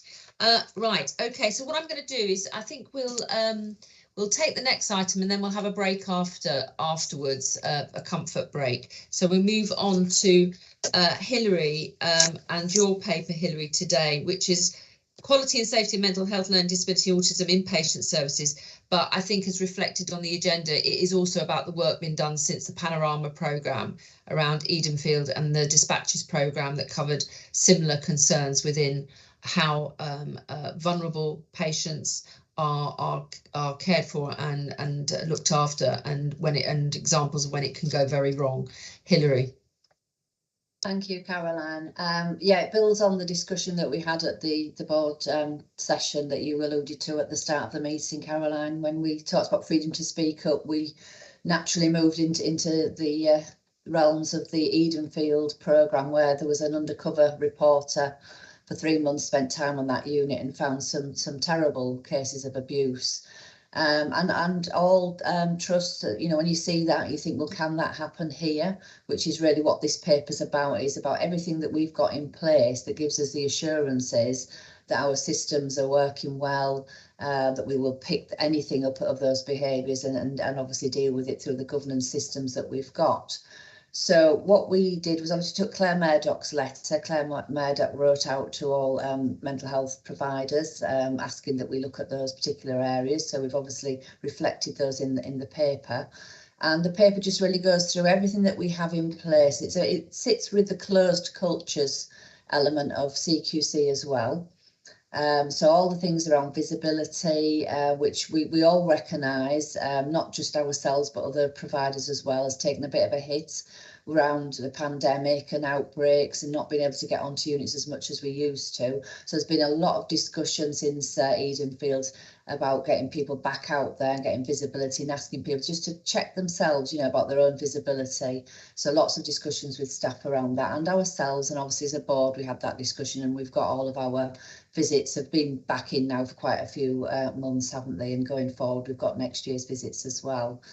All the other things around freedom to speak up, a good strong safeguarding team. The board sees those annual reports, they see all the activity from that team.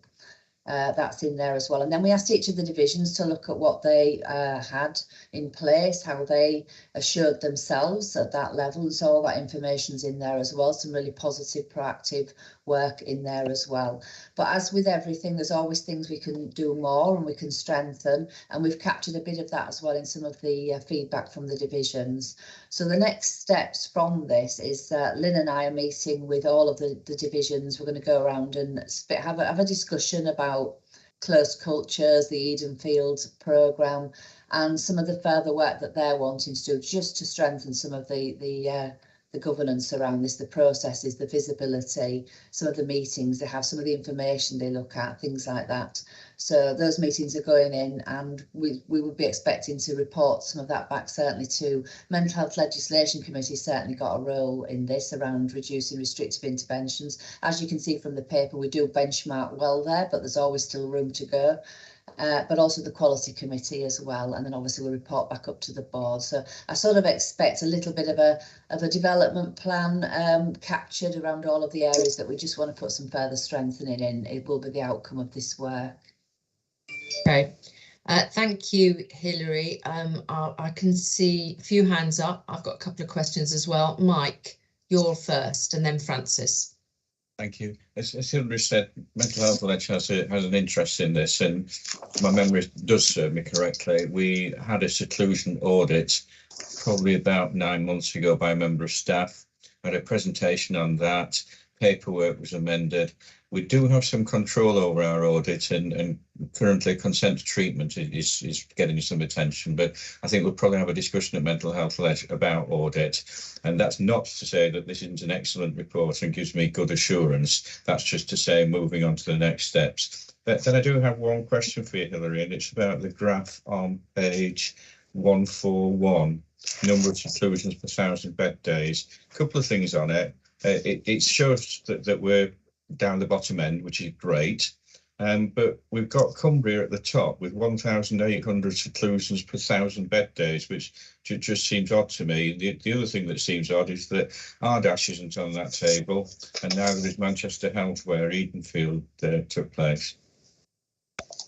The graph is taken from the national benchmarking. Obviously, it's demonstrating we do benchmark well. In terms of the Cumbria one, is that a point around 1,800 because there's only 1,000 bed days? Yeah, it reads 1,800 per 1,000 bed days. So 1.8. Yeah, Pete picked this up and we were querying it. Now I read that, and Tracy, who pulled that section together, read that as it's because you'll get more than one seclusion on a given bed day. There'll be more than one, so that's probably why it's more. Yeah. There's something odd in that table, and it's not a complete table, but that's not your fault.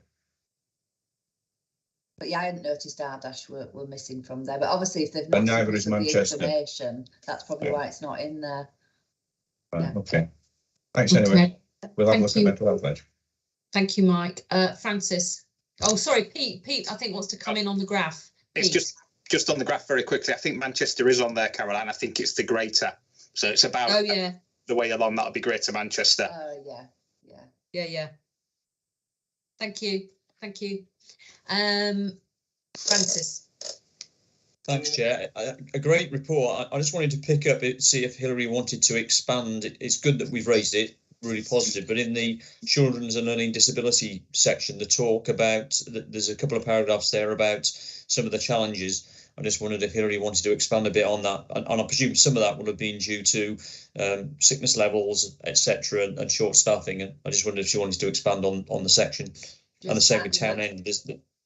section. What page is that on? Just to so it's on pack page 135, and you talk about the challenging time for Inspire over the past month, and staff, you know, in tears, etc., and the action that you took, which was great. Just wondered if you wanted to expand on that. Yeah, we still will. We met yesterday, didn't we, Lynn, with the Inspire senior leadership team. Still some more work going on there. They've had a lot of acuity, a lot of turnover, which I think you get in CAMHS inpatients, so it's sort of to be expected. A lot of support going in there, and we're pulling a plan together, aren't we, to strengthen that leadership team. I don't know, Lynn, if you wanted to particularly add anything from your perspective. No, I think there's a combination of factors there, and there has been some increase in short-term absence, not particularly related actually to any particular theme that obviously we are working on at the moment. So as Hilary says, there's a quality improvement plan in place. It's overseen by Hilary and myself on a very regular basis at the moment. It's a really good and positive work, I think, now taking place in that team. But you know, I think we've got the right plan, haven't we, Hilary? But we'll keep on checking in on it.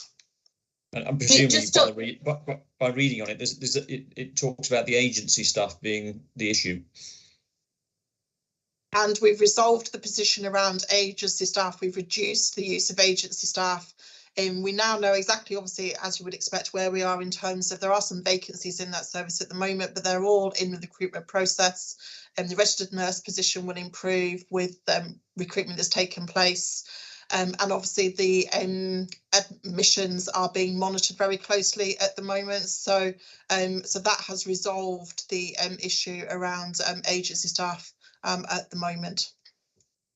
The 5 nurses, 5 new registered nurses will be starting soon, won't this, which will be massive. November. Massive help. Yep. Thanks. Thanks, Francis. Stuart. Thank you. Hilary, thanks for a really detailed and well-structured report. A couple of observations. One, I think for me, there's a really close link between this paper and our later discussion about behaviours. And I'm interested to hear you just say about the recruiting of nurses. When I watched the Panorama programme, I kind of couldn't help thinking all the time, how is it possible to recruit some of the people who'd end up being on the staff? And how do we recruit people, and how do we then monitor their behaviour? So I'm glad to hear you talk about that. I've got a specific question. You talk at the end about kind of what are we doing enough? Could it happen here? In our armoury of intervention, do we include spot checks? I won't go in the undercover world, but do we do spot checks and unscheduled visits in any way? There is a degree of unscheduled visits, certainly from execs just turning up, but we do expect our matrons to be doing that, and matrons certainly do. They do audits, they do regular audits. There's an awful lot of auditing done by the matrons. They obviously do the reducing restrictive interventions audits as well as a raft of others, but there's an expectation with the matrons around their spot checks. But it's a really good point, Stuart, and it's a point that Lynn and I will be picking up with all of the divisions around their senior leadership team, about them just walking in unannounced, doing spot checks, walking around, having conversations with staff and patients to try and get a feel for the areas. Yeah. And that's really helpful. And in the end, you're right. You know, it's all about the culture. A definition of culture is how we do things around here when someone's not looking. Yes. I think if we bear that in mind, that's a good maxim. Okay, thank you. Thank you, Stuart. Can I just maybe come in on that about visibility? And it's a really good report, Hilary. I think it covers all the areas we would expect, and thank you for that. But I mean, in the report, you do raise visibility and the importance of the exec and senior management and those overseeing quality and what have you to make sure that they are doing enough hands-on, if you like, in-person visibility in the organisation. And I'm not saying you can have the answer now, but I just wondered whether 2 things. One is how do we keep a record that visibility is happening, and who holds the reins for that? And should it be used in appraisal? That is part of what people are doing. Yeah, asking that question. So that's a really good point. There's something there as well, we don't want it to be tokenistic, and that's why Lynn and I want to go out and talk to the teams. It's not just, oh yeah, well I went on the unit, yeah, but what did you do? Who did you speak to? What did you find?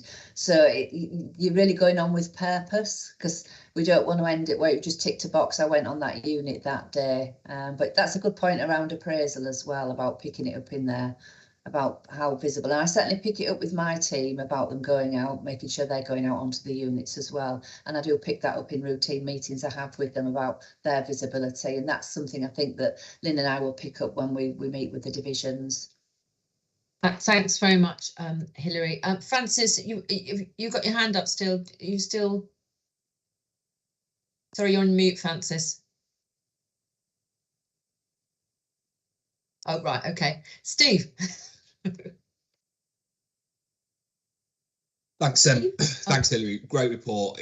I think it's really assuring to be able to see all the things that take place, and how quickly that can all be just pulled together, because it happens and it's part of what we do. It was just a plea, really, because I think it's a great idea that you and Lynn are going to talk to the divisions. I think that's brilliant. I just encourage that kind of wider to the support corporate functions as well, because I think sometimes there's some intelligence within those functions that you may want to get out. And just taking Stuart's point as an example on that, there might be something in the recruitment team where they might share something with you that you might not otherwise have heard. So I think just to complete that circle, and I'm very happy to be involved in that as well, obviously, and I'm sure the directors are. So I think I think it's a great idea. I think widening it out to the corporate teams as well would complete the circle.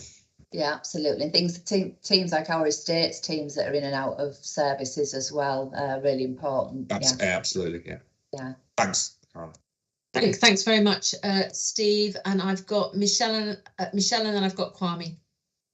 Yeah, thanks. Thanks, Hilary, for the paper. And irrespective of Claire Murdoch's letter, we were already on with this, obviously. It's one of the things that we're constantly talking about, actually, but even before Edenfield, how do we assure ourselves in relationship to the quality and service? And obviously it comes back to triangulation of our data. Complaints, where the complaints aren't coming from. We mentioned freedom to speak up. We mentioned all the various processes that we've got in place and triangulating all that. Because for me, one of the sad things, and I did say this at the Integrated Care Board, is that we shouldn't be learning about this because it shouldn't be happening. We always say, well, what have we learned about it and what have we learned from it before? Well, actually, it shouldn't be happening. It's just, and we have, I get quite emotional about it. We have actually suggested that all staff actually look and view the programme as well. And I think it comes back to a real key point that Stu actually made, because I think the visibility is really important, and I think the whole of the visibility, and Steve makes a really good point about ensuring that we get out and we talk to estate, finance, all the people that are just doing ad hoc, and actually sometimes probably a little bit more important than people that are there all the time, and that we've given them the skills to be able to actually say that they felt a bit uncomfortable or there was just something that they didn't feel right. And that's why I think it's important when we launch our behavioural standards later today to actually say that we're going to use those behavioural standards, we're going to live and breathe by them, and we're actually going to pick people up if they're not behaving in a way that we want to do as our community in Humber, and how we will treat ourselves. And that comes back to our values, and I think that's what Stuart was saying. For me, this is about organisational culture. This is about our organisation, how we want to be looked after ourselves, but also our loved ones and our patients, etc. And that stems both from the recruitment process, about value-based recruitment, all the way through to the support, the training, the Proud programme, the leadership, all that other sorts of things. The exec team is very small. We can't do it all. It has to be that filtering out and that dissemination of the culture across the organisation. And this is the one thing that the exec team are constantly looking at. Culture takes time, but where are we now? How are we developing our culture? What's the data showing? But also, what is the softer intel that we're getting? And Mike's put in the chat box something actually that I always raise, and I did raise at the ICB board, actually, the 10-step challenge, because I know immediately when I drive in somewhere what that unit is going to be like by the appearance of the front door, if there's smoking, the smoking butts outside, etc., etc. So I think actually there has been a lot of talk about things in the NHS that we did and that we don't do, or we stopped doing. I think actually recirculating, I think you're absolutely right, Michael, I was going to say this anyway, recirculating that for governors' visits, for NED's visits, because it just gives you a bit of an idea about what's it. For me, display boards, if display boards are up to date. So there are little things like that that actually can make a real difference. But I think you're right, it's not just about the clinical practice, it's about that wider piece. And I will be quiet because I could go on about this for a long, long time, as people probably realise. But it's the cultural thing. I think each board member has to bear that in mind. What culture are we giving? How are we putting that culture out in our mannerisms, our behaviours, our language, etc.? And how are we developing our value base and our behavioural standards? Thanks, Jen. Thanks, Michelle. And it was interesting last week when I was at the patient experience event, the staff champions actually had a chance just to, Kwame was there as well, just sit down with staff and talk about some of this actually, and about how you tackle what sometimes can be called banter, when it's actually not banter, it's just unacceptable behaviour, and feeling empowered and strong to do that. And I just wanted to just highlight, which I was really pleased to see in the report, Hilary, was about recognising that actually we need to hear from all our staff, you know, our estate staff, our cleaning staff, our catering staff.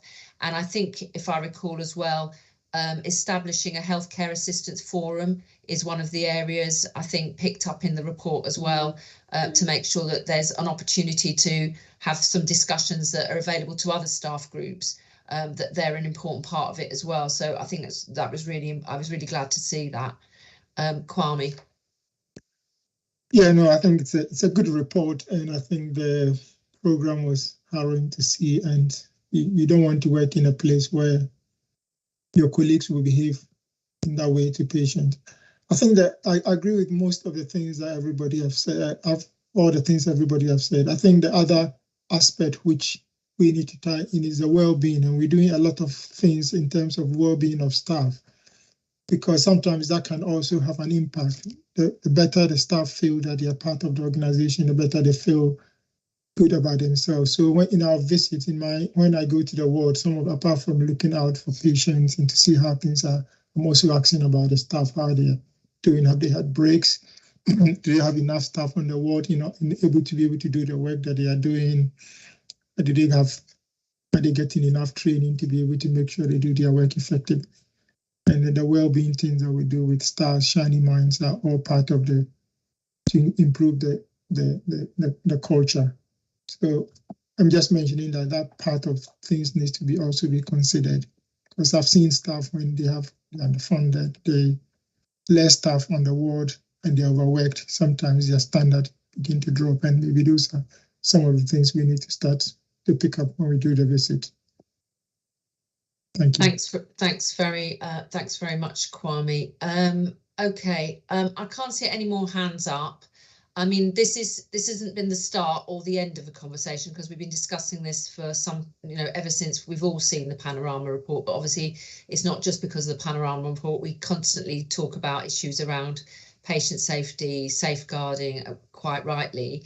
I think it's been picked up on this item that, and I think it's in the report, that mental health led and quality are going to have committees, are going to have obviously more discussions on this. And I think within the report was a suggestion that once they've done that should come back to what will be in 2023 the strategic board sessions, and then back to the formal board as well. So there's a journey there that we're all on and all taking part in, quite rightly. Thank you very much, Hilary. Thank you. Okay, now I'm conscious of time, and we have.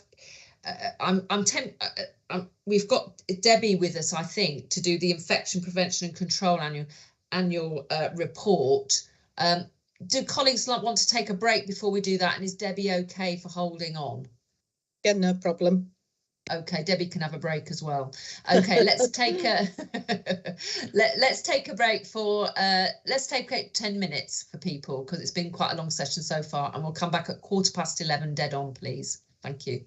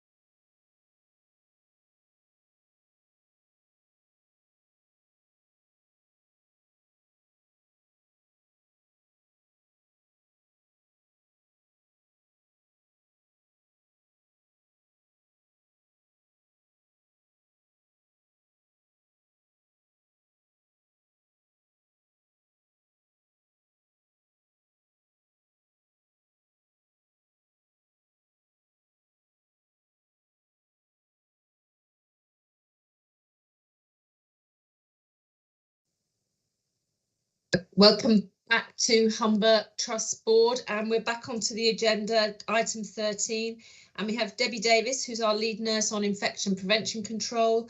Thanks for your patience, Debbie, who's going to take us through the annual report on infection prevention and control. Debbie, over to you.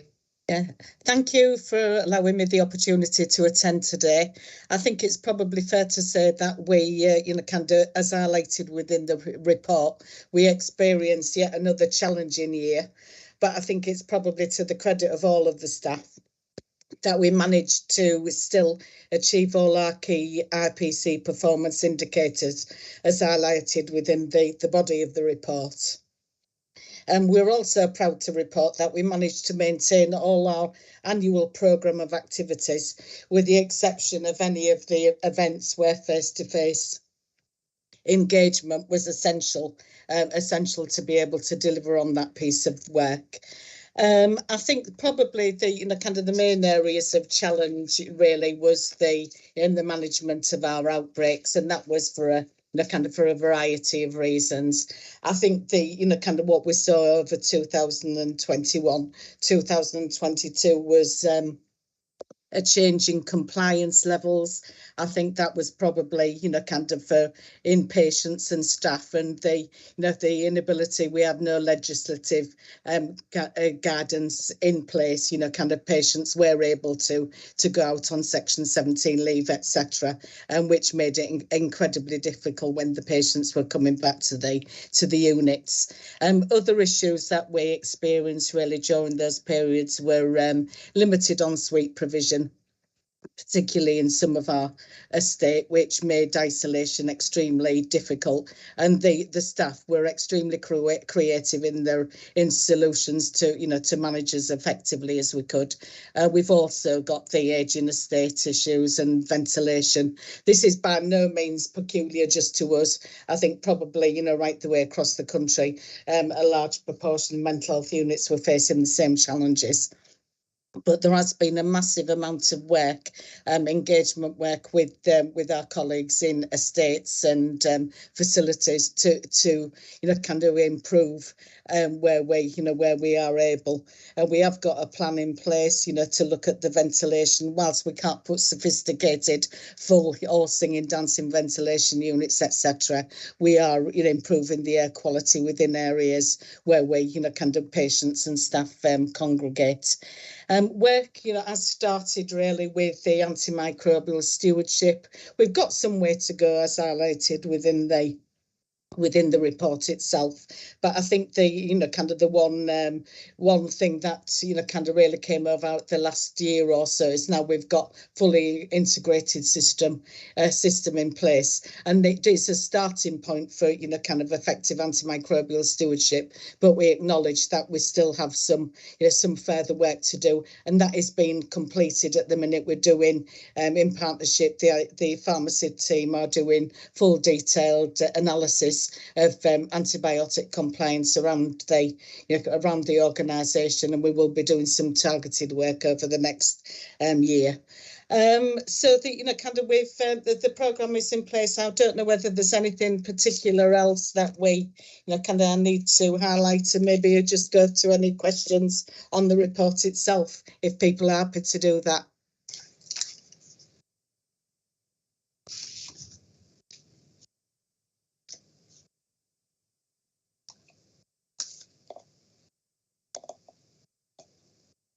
You're on mute, Caroline. I can't. Yeah.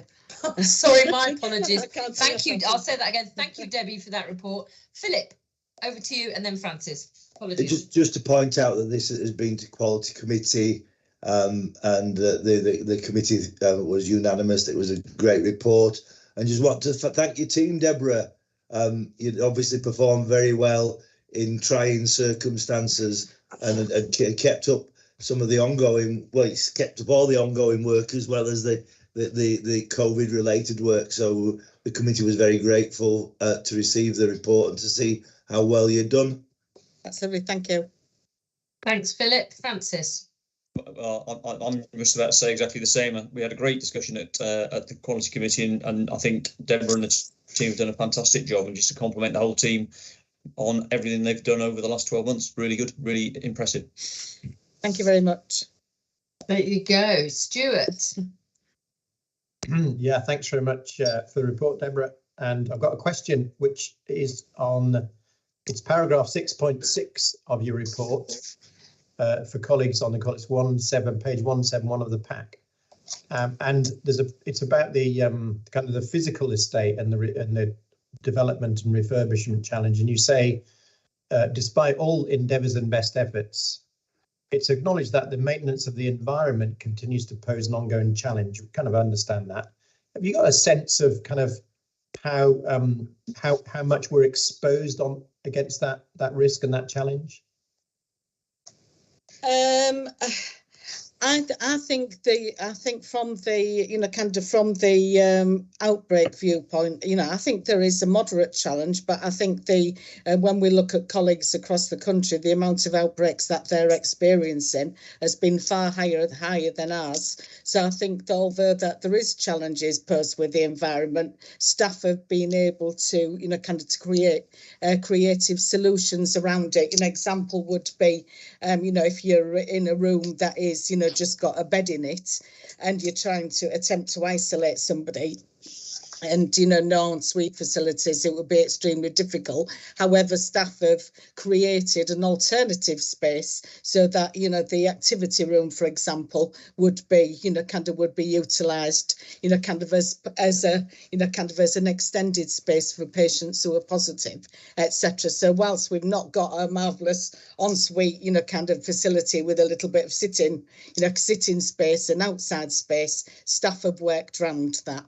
And I think, hopefully moving forward, once we get some building, we get queried the new build and, we're able to review our, estate, we will be able to address some of those issues.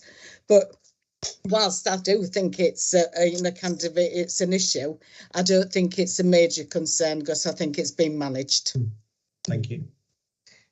That's useful to know because obviously we all want a new build, but it could be some years away. Yes. So yeah. We're going to have to obviously experience what we've got and see what we can do. Yeah.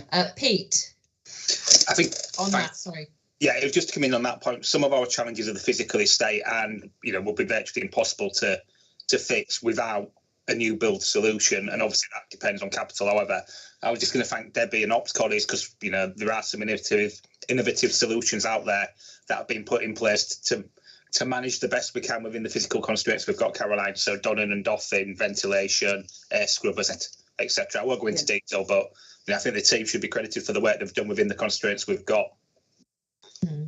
Thanks, Pete. And I think linked to that is the outdoor spaces as well. As I go around the units, I think they're all making an effort, but there's some really good examples that if could be spread more across the transplanted, grown across the trust would be great because there's some really lovely outdoor spaces that help as well with all of this. Michelle. Yeah, thanks. Obviously one of the things, while we're looking at a new inpatient building, we're doing some of the changes that we're doing to the environment. But I just wanted to sort of stress what a couple of colleagues have already said, really. And I know that we said several times at the exec team, but not just for this report, but if you look at the last couple of years' reports, the amount of work that's been pushed through quickly because of changing guidelines, because guidelines literally, as we are saying today, changing as we go through on a 24-hour basis. And actually I think we can say that because and I'm going to say this out loud, we've had very little COVID within the organisations. We've managed it exceptionally well, both with our staff and with our patients. That is commendable to the team effort, but none more than the leadership and the support and the advice from Debbie and the infection and prevention control team, because they're always there. It's a very small service. Sometimes I think with the amount of coverage that we've got, 80 plus bases, and the geographical patch that we've got, we do sometimes think it's a little bit larger. So I appreciate what Pete said about the environment. I think that's why we're trying to change some of the environment and make different changes. We've already mentioned HQ, but just phenomenal work, absolutely phenomenal work. And it proves that by the information, the data, the evidence that we've got. So really great report again, builds on the previous couple of years. And I just hope it just settles down a bit for everybody over the next year. But thank you for your support. Yeah, thank you. Thanks, Michelle, for that. A virtual bouquet is heading your way there, Debbie. Yeah, thank you. You may be a small team, but it is massively impactful, the work you do. and touches a lot of the areas we discuss around workforce, you know, obviously patient safety and everything else. You know, this is a really important underlying issue in all those areas. So thanks, Debbie, and thanks to the team. Thank you all. Thanks. Thank you. Okay. Bye. Bye. Moving on then to the item 14, Steve, information note, trust behavioural standards refresh. Yeah, thanks, Caroline. So as we picked up on the on Hillary's report, how important it is that we have our behavioural standards in place. We put our behavioural standards in place 3 years ago as part of the PROUD programme. So this was a kind of mini refresh. I'd say the main thing is around the branding. So the Being Humber branding is something that we think will land and get more traction across the organisation. I mean, it was an unfortunate timing in the sense that, you know, not long after launch, we were straight into sort of COVID and pandemic last time. So what we want to do is get, I guess, the profile up, make sure this is out and about on our wards and a more visible presence. So the Being Humber, with lots of help from the comms team as part of the branding that we've adopted for this. The intent will be to have a launch, and in fact, there's a meeting after board today where we will start to launch this to staff. As a part of a refresh, and particularly impacts to managers. So we've got managers taking this out into their teams, into the areas that they work within, and really promoting it. We have already built this into our appraisal process, so this is part of what we do in the appraisals. I think we can do this a little more. I think we can do a little bit more assessment around that, and that'll be part of the ever-evolving process that is appraisals in the trust. And I think really importantly, and touching on the point that Stuart made earlier, I think that kind of values-led recruiting is important. So if I give an example of something Lynn and I have agreed just over in the last few weeks, you know, we will have a rolling approach to healthcare support workers recruitment going forward as from hopefully next month. As part of that, you know, there'll be a HR rep on the interview panel with that, very much looking at behaviours, very much looking at this competency framework, and making sure that our assessment of the people coming into the organisation display the behaviours that we want to do. So I think there's more we can do around recruitment. We recognise that, and strengthening the values-based recruitment approach. But this is part of that bigger picture of what we're trying to do with regards to understanding what it means to work for this trust. And I think importantly, the final point will be, it says what we want, but it also says what we don't want. So again, sometimes people find it easier to see the negative practice and understand, and then be able to point that out when you espouse and you determine what that is. And hopefully that helps for sort of conversations and managerial conversations going forwards, where maybe people's standards slip occasionally, and it's helped take that corrective action to address it. Thank you, Steve. Michelle. Yeah, thanks, Steve. Just to, I suppose, stress the importance of this document. I mean, obviously, a couple of the directors at non-execs are here from when we launched the last behavioural standards, which we've still been following. So this is, but this for me is a massive launch, not just on the back of what we were talking about, but because it's the next part of our cultural journey and our journey as an organisation. So I think that all the board, I mean, I'm sure you've read it in detail, but I think we need to utilise this both at individuals in our practice and our work, but also when we do our visits and our visibility, etc. And yes, and I want to start utilising the terminology about, obviously we've got unbelievable, because I think that's really important, but Being Humber. So it's that language as well, because I want this to be absolutely the thread between the strategic direction of the organisation, which we agreed last month, and all the way through our policies, our procedures, our values, our appraisals and everything. So I just wanted to really stress the importance of it. I know that it's a refresh, but it's more important than that. And I know that Pete Cook and Steve's team have done a fantastic job, and they will do a fantastic job, and we're going to have a bit of merchandise and all sorts of things, because we want everybody to own the Being Humber. But what is important, I think, for all of us at the board, all the way through from the governors, is actually to pick out if we're not seeing these behaviours, or if we feel that we're not acting in relationship to these behaviours. So I think it's that appreciative challenge about, well, actually that's not how we behave around here, and what have you. And I think we've just got to get more used to doing that, because that is another part of the jigsaw for the previous conversation we were having about Edenfield and the care of our services and our staff. And it's part of our key objectives and our key values about caring, learning and growing. But I'll be quiet there, but I just wanted to stress the importance of it.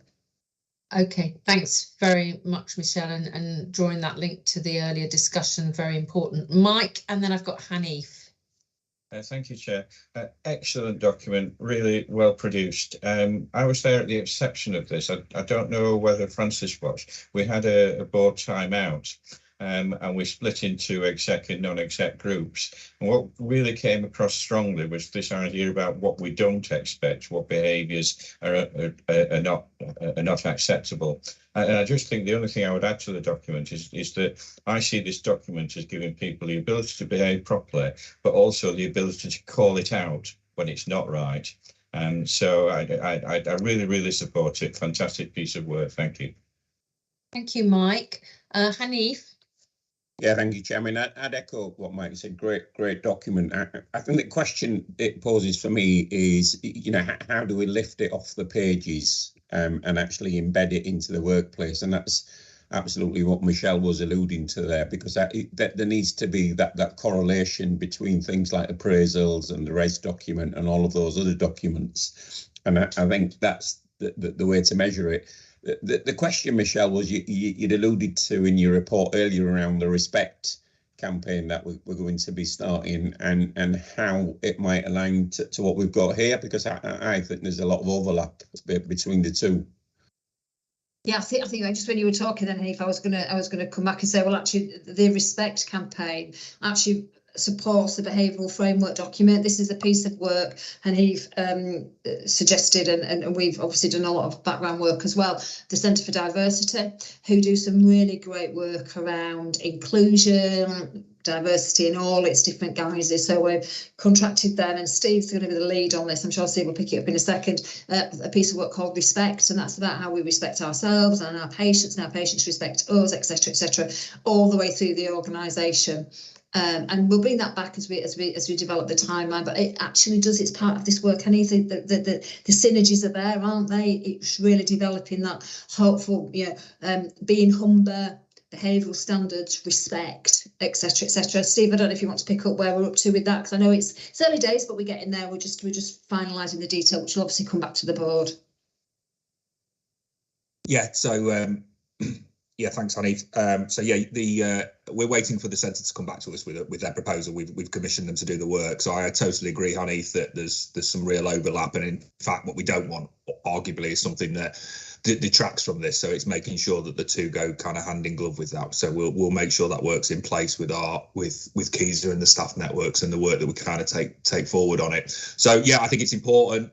Just on the point about, the traction, I guess, so there's no one answer to this, is there? But I'd sort of draw you back to, some of the positive discussions we've had about the improvement in staff survey scores over the last 2 to 3 years. Some of the we've got improved res data, improved DES data. So that won't be just down to behavioural standards, but it's part of that PROUD programme that we put in place, 3.5-4 years ago, when we looked at a number of indicators that we wanted to see shift in a more positive direction. And by and large, we've kind of seen that, particularly in kind of how our staff feel.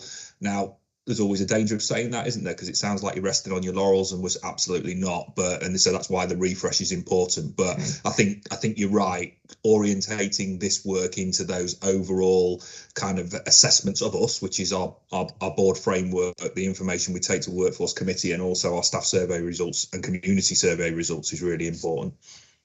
Oh, okay. Michelle.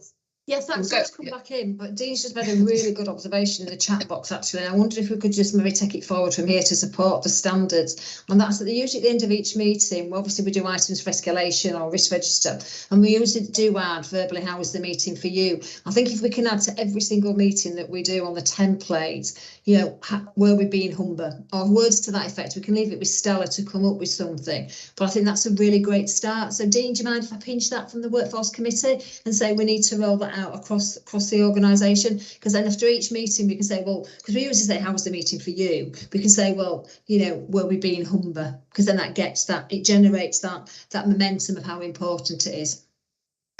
Very happy, Michelle, and I'd love to claim it as my idea, but actually Pete, who gave us the presentation in Workforce Committee, suggested it could be one of the ways that we just try and think of different ways to live the values. So let Pete claim the credit for that. But Yeah, if we can pick that up, Michelle, and so we can have a look at how that we'll do that with Stella, that would be really helpful as well. And were you Humber? I did put in the chat box there, Dean. I was saying, I responded saying, yeah, I think we were. We tested out, you know, we were being respectful and polite, and there was challenge. Francis was there. We went through them just to have a look and sort of test ourselves. It was actually a really sort of good meeting to be doing that, because we had quite a lot of reports, many of which are on the board report today. So okay. P2 presented for us, very impressive, and sort of encouraged us to be living it as we did it. So it was great. Good. Right, thank you very much for that. I can't see anybody else in the chat box, so I think we can take that. I think Hanif's point about, I suppose, the sort of golden thread that runs through all these different activities is really important, isn't it? So it's, you know, these are all, they all come together in some way under the sort of banner of what being Humber is all about. I think that's really important too. So moving on then, and just to say on the item on infection control, there was no criticism at all against anything of that. It'd been to quality committee, but we were ratifying it just for clarification here at the board today. So moving on to Lynn, item 15, please, and we're approving yes or not. Yes, or not. Yes, thank you, Caroline. So this is the annual requirement that we self-assess ourselves against the emergency preparedness, resilience and response core standards. The process changes a little bit in terms of the nature of the core standards each year. This year we had 55 applicable core standards, and as the report describes, we are proposing that we submit to the ICB that we are partially compliant with 84% compliance overall. Members of the board will notice obviously that there is a difference where we reported last year that we were substantially compliant. Last year we were self-assessing against 36 core standards. This year it's 55. Those 55 core standards do relate to some new requirements around training particularly, and that training programme is in place and we are expected to achieve the requirements by the end of March. There are some new requirements around some updated guidance relating to evacuation and shelter, which are the other areas that we've got work in place in order to reach full compliance with. This year, there was also a requirement that our self-assessment was peer reviewed, and indeed that has happened. In fact, the feedback that we got in relation to that was very positive. So I am asking the board for approval to submit our compliance position to the ICB by the 28th of October. See, Mike's got his hand up. Mike is our non-exec lead for EPRR, and the report was shared with him prior to the board today as well. So Mike, it'd be great to have your view. Mike. Thank you, Chair, and thank you, Lynn. Yes, I was very pleased that it was shared with me by Lisa, and I did go through it, and I accept what you're saying about the changes. I have just done this role in another organisation. What I have suggested, Lynn, it's a while since we've done an organisation-wide exercise. I think the last one was a fire at the Humber Centre, or Millview it might have been. I am suggesting that we look at something organisation-wide at some time in the future. My suggestion is a black start. In other words, a start with no power, no nothing. So if you could consider that, I'd be grateful, but fully supportive of the report, and thank you for involving me. Thanks. That's a really good suggestion, Mike. And obviously we do have those exercises planned.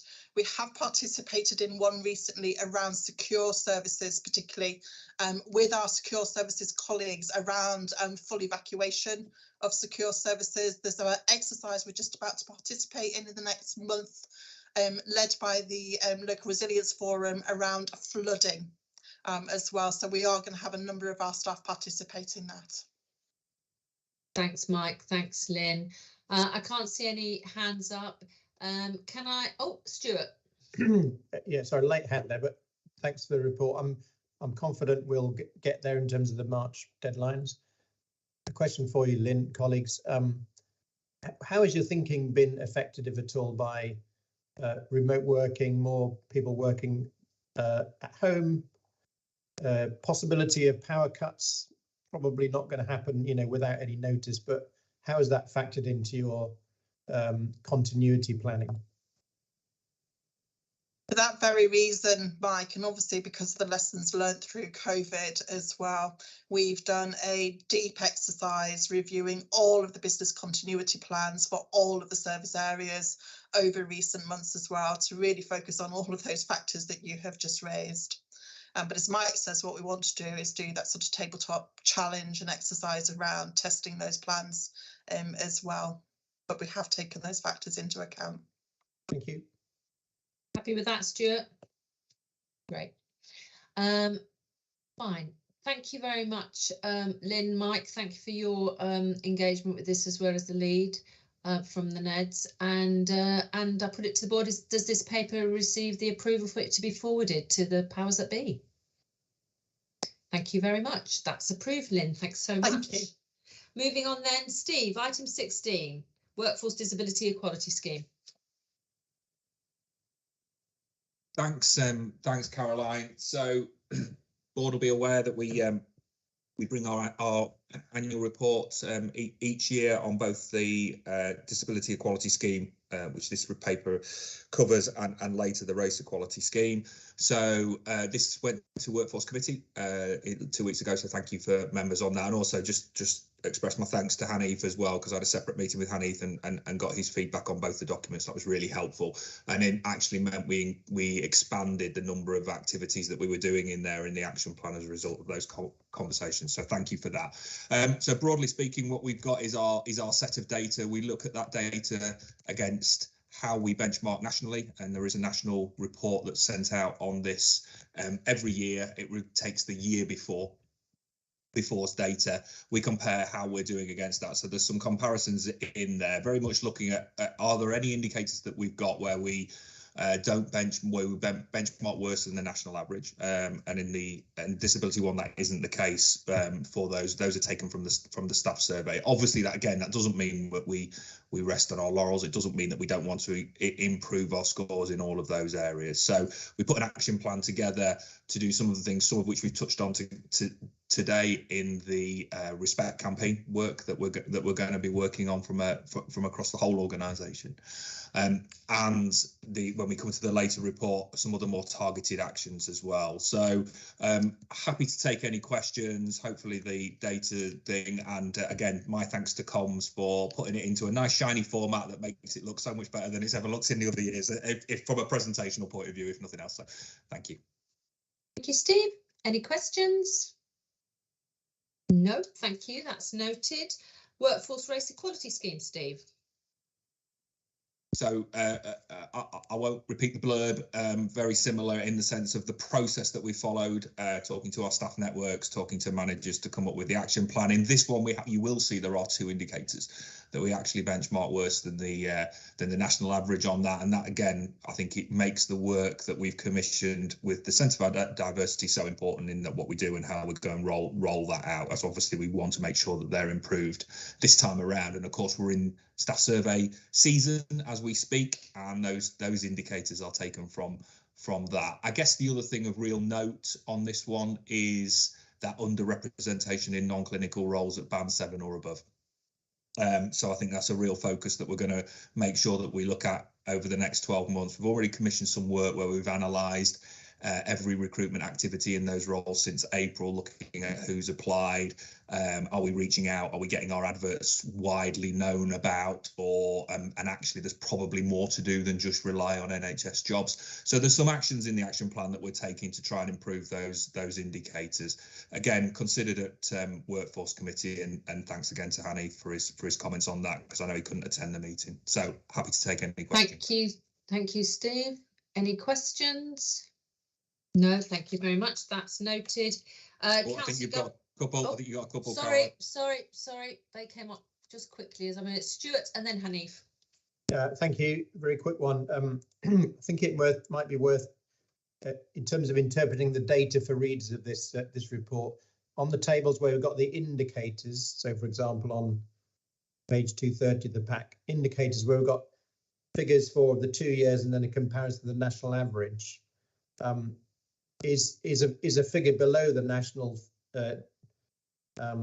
stat better or worse? Because in the commentary we say we're kind of beating the national average where the numbers don't suggest that. So I think it's probably just a bit of interpretation of the data to be included there for the readers. Steve, we had a quick email exchange about that earlier this morning.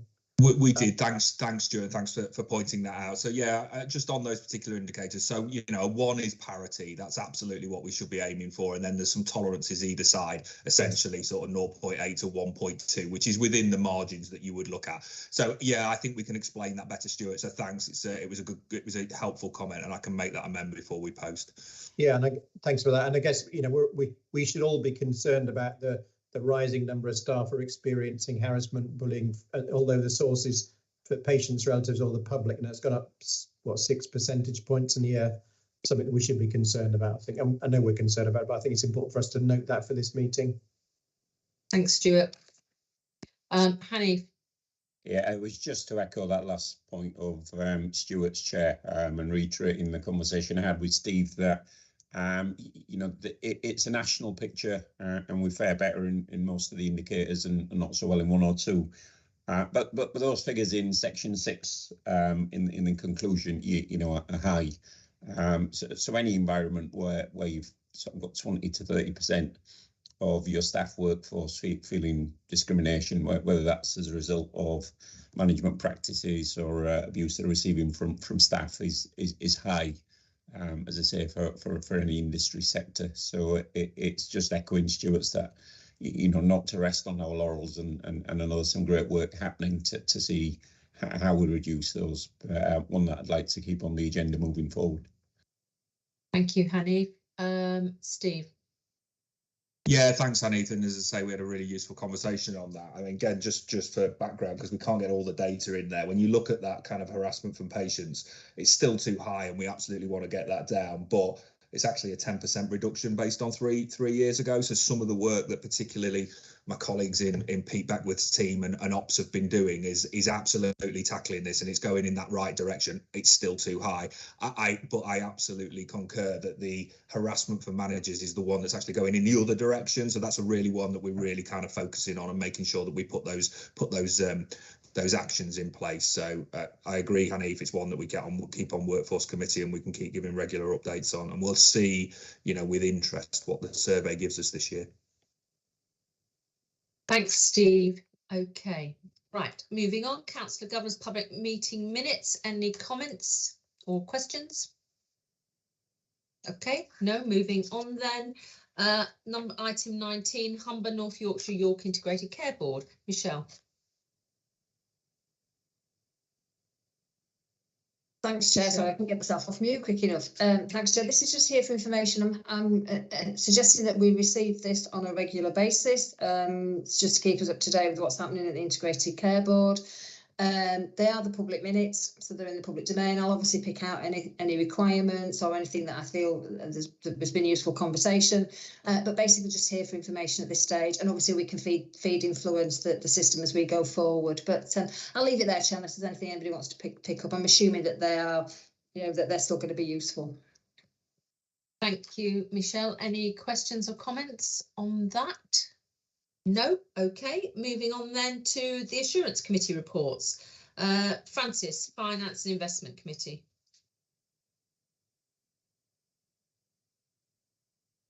Thank you, Chair. So just checking that was on. So the report is there and is taken as read. The key things to pull out from it, for note, Pete's already identified some of these, but we wanted to escalate to board the ICS deficit position at month 5 and the potential implications that might have going forward on us as a trust and potential future savings.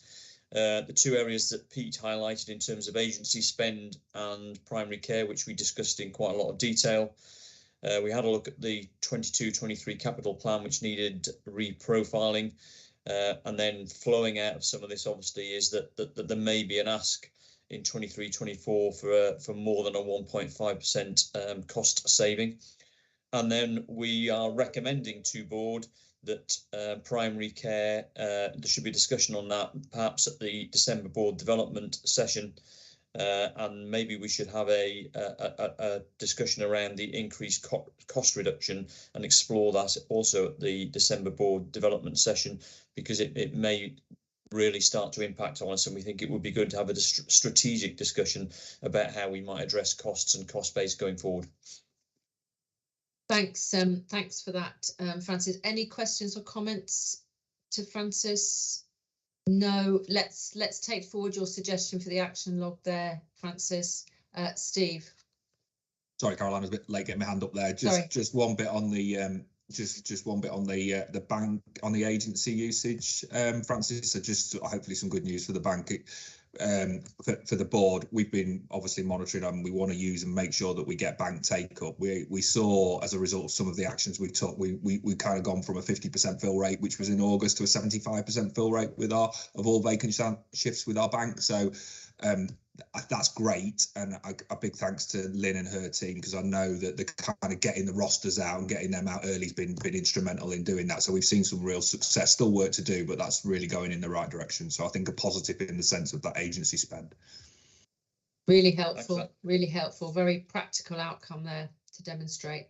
Well done to everybody on that. Thanks, Francis. If we could move on then to the collaborative committee report, Stuart, please. Yeah, thanks very much. So this committee continues to be very busy, lots of issues being reported, and I'll just take the report as read and pull out some kind of key themes really.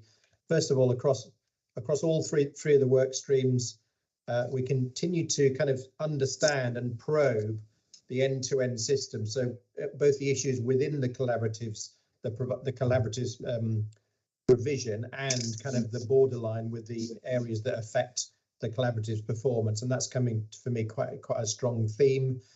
Some of the issues are showing up, for example, in the CAMS out of area placements being a short-term problem. But the good news is that there's been a reduction in CAMS delayed transfers of care. So you've got some quite interesting data coming through.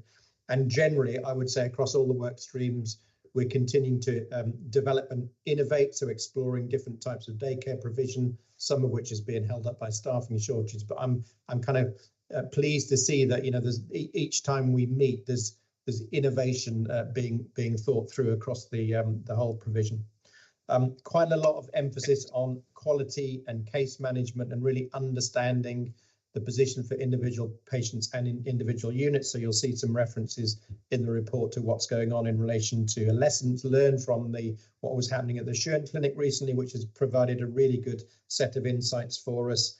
And I think our team continue to work across the system in that vein and improving types of reporting and the format of reporting to bring consistency, which is really helping, I think, us getting a kind of a top level picture of what's going on.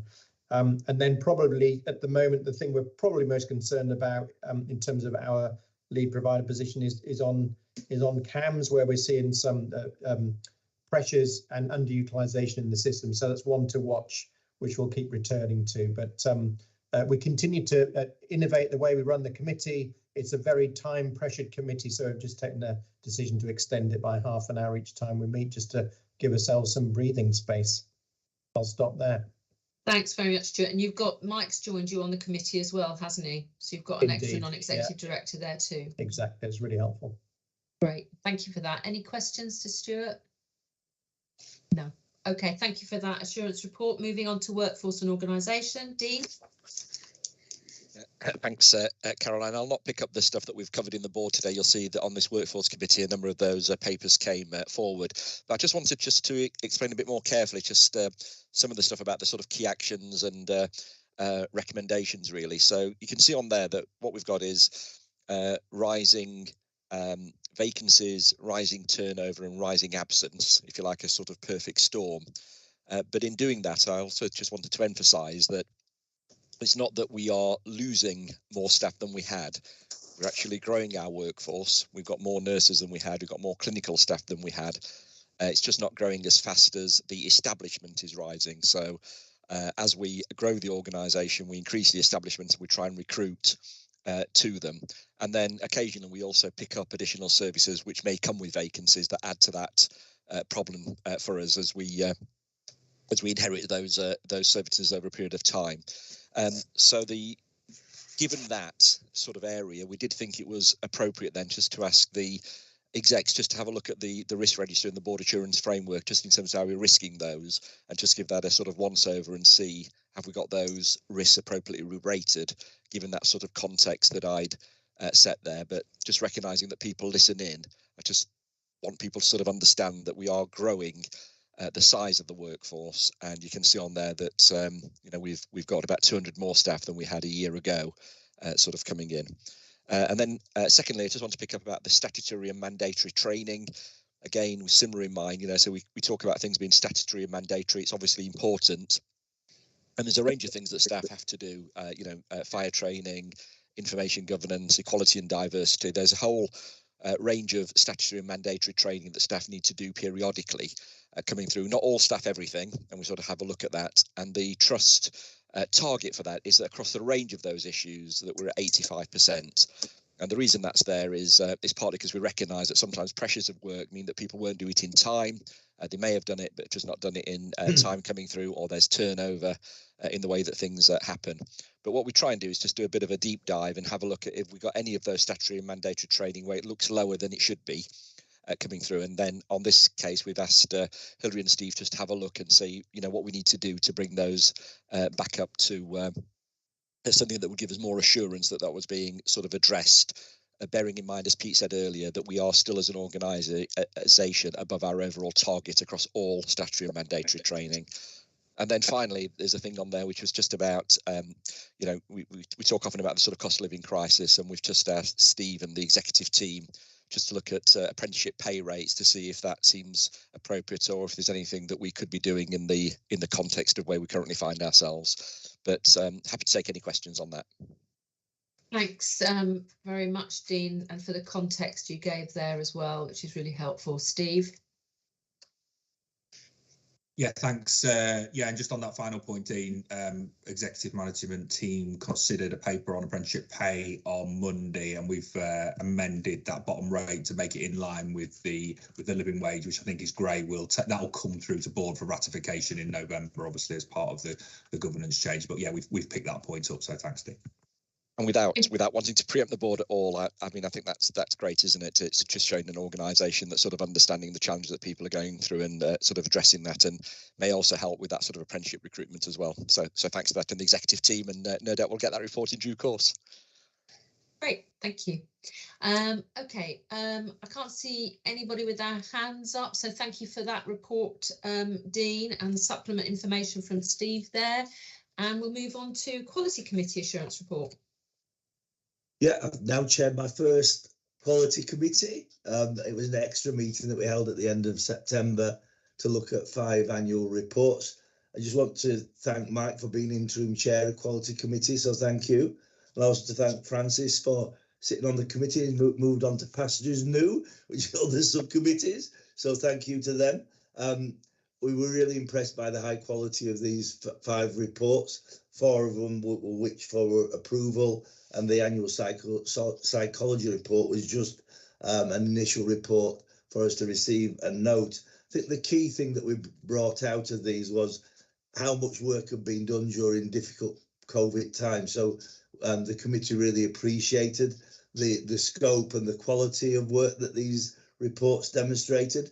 In the NICE guidance report, we were just a little bit concerned about the low number of baseline assessments that have been completed. So we've asked for the risk register to be updated and for the members to see that updated input to the risk register. It was also noted that the way NICE guidance has been disseminated and worked through is quite bureaucratic, and we didn't really feel that would work very well in primary care, which is multiple very small units, and that probably the organisation needed to help primary care with some distilling of guidance that's appropriate to general practice particularly, and disseminate the learning points rather than going through a formal assessment of every bit of NICE guidance. So somebody needs to do a little bit of filtering work. 4 of the reports were approved. The psychology report we felt was a really good start. It was received and noted, and there were several suggestions made how to make it into more of a formal report for next year, and we commented on format, perhaps to make it more outward looking, to focus on the impact of psychology, and some stats to actually back that up where we felt would really strengthen it. But I think by all accounts, it was an easy introduction for me because it wasn't a real quality committee. It was just getting some of the annual reports out of the way, so it didn't jam up the works of one of the committees. Thanks very much, Philip. And I mean, an important part of the work of assurance is actually looking at these reports, these annual reports, and reflecting on whether, you know, how they fit, how they work, and how they're working in practice, and changes to them. So thank you for that. Are there any questions to Philip? I can't see any hands up. Just to echo my thanks to Mike for stepping in as the interim chair of quality this past year, and to Francis for his dedicated membership of this committee as well, which I'm sure, you know, I think what's really good also about the committees is the opportunity for where two committees can look at similar subjects as well from their own point of views. And I think obviously as chair of finance and investment, that's something you do, Francis, with other colleagues across our subcommittees. Great. OK, that's fine. Thank you. And thanks, Philip, for your first report as chair of the quality committee. You survived. You're good. OK, any items for escalation? I haven't received notice of any. Nope. I haven't received notice of any other business. So thank you, everybody. That is the end of part one of our trust board. Thanks to everybody who is looking in. And if you're looking in at a later date, I hope you find our discussions today helpful. Thank you.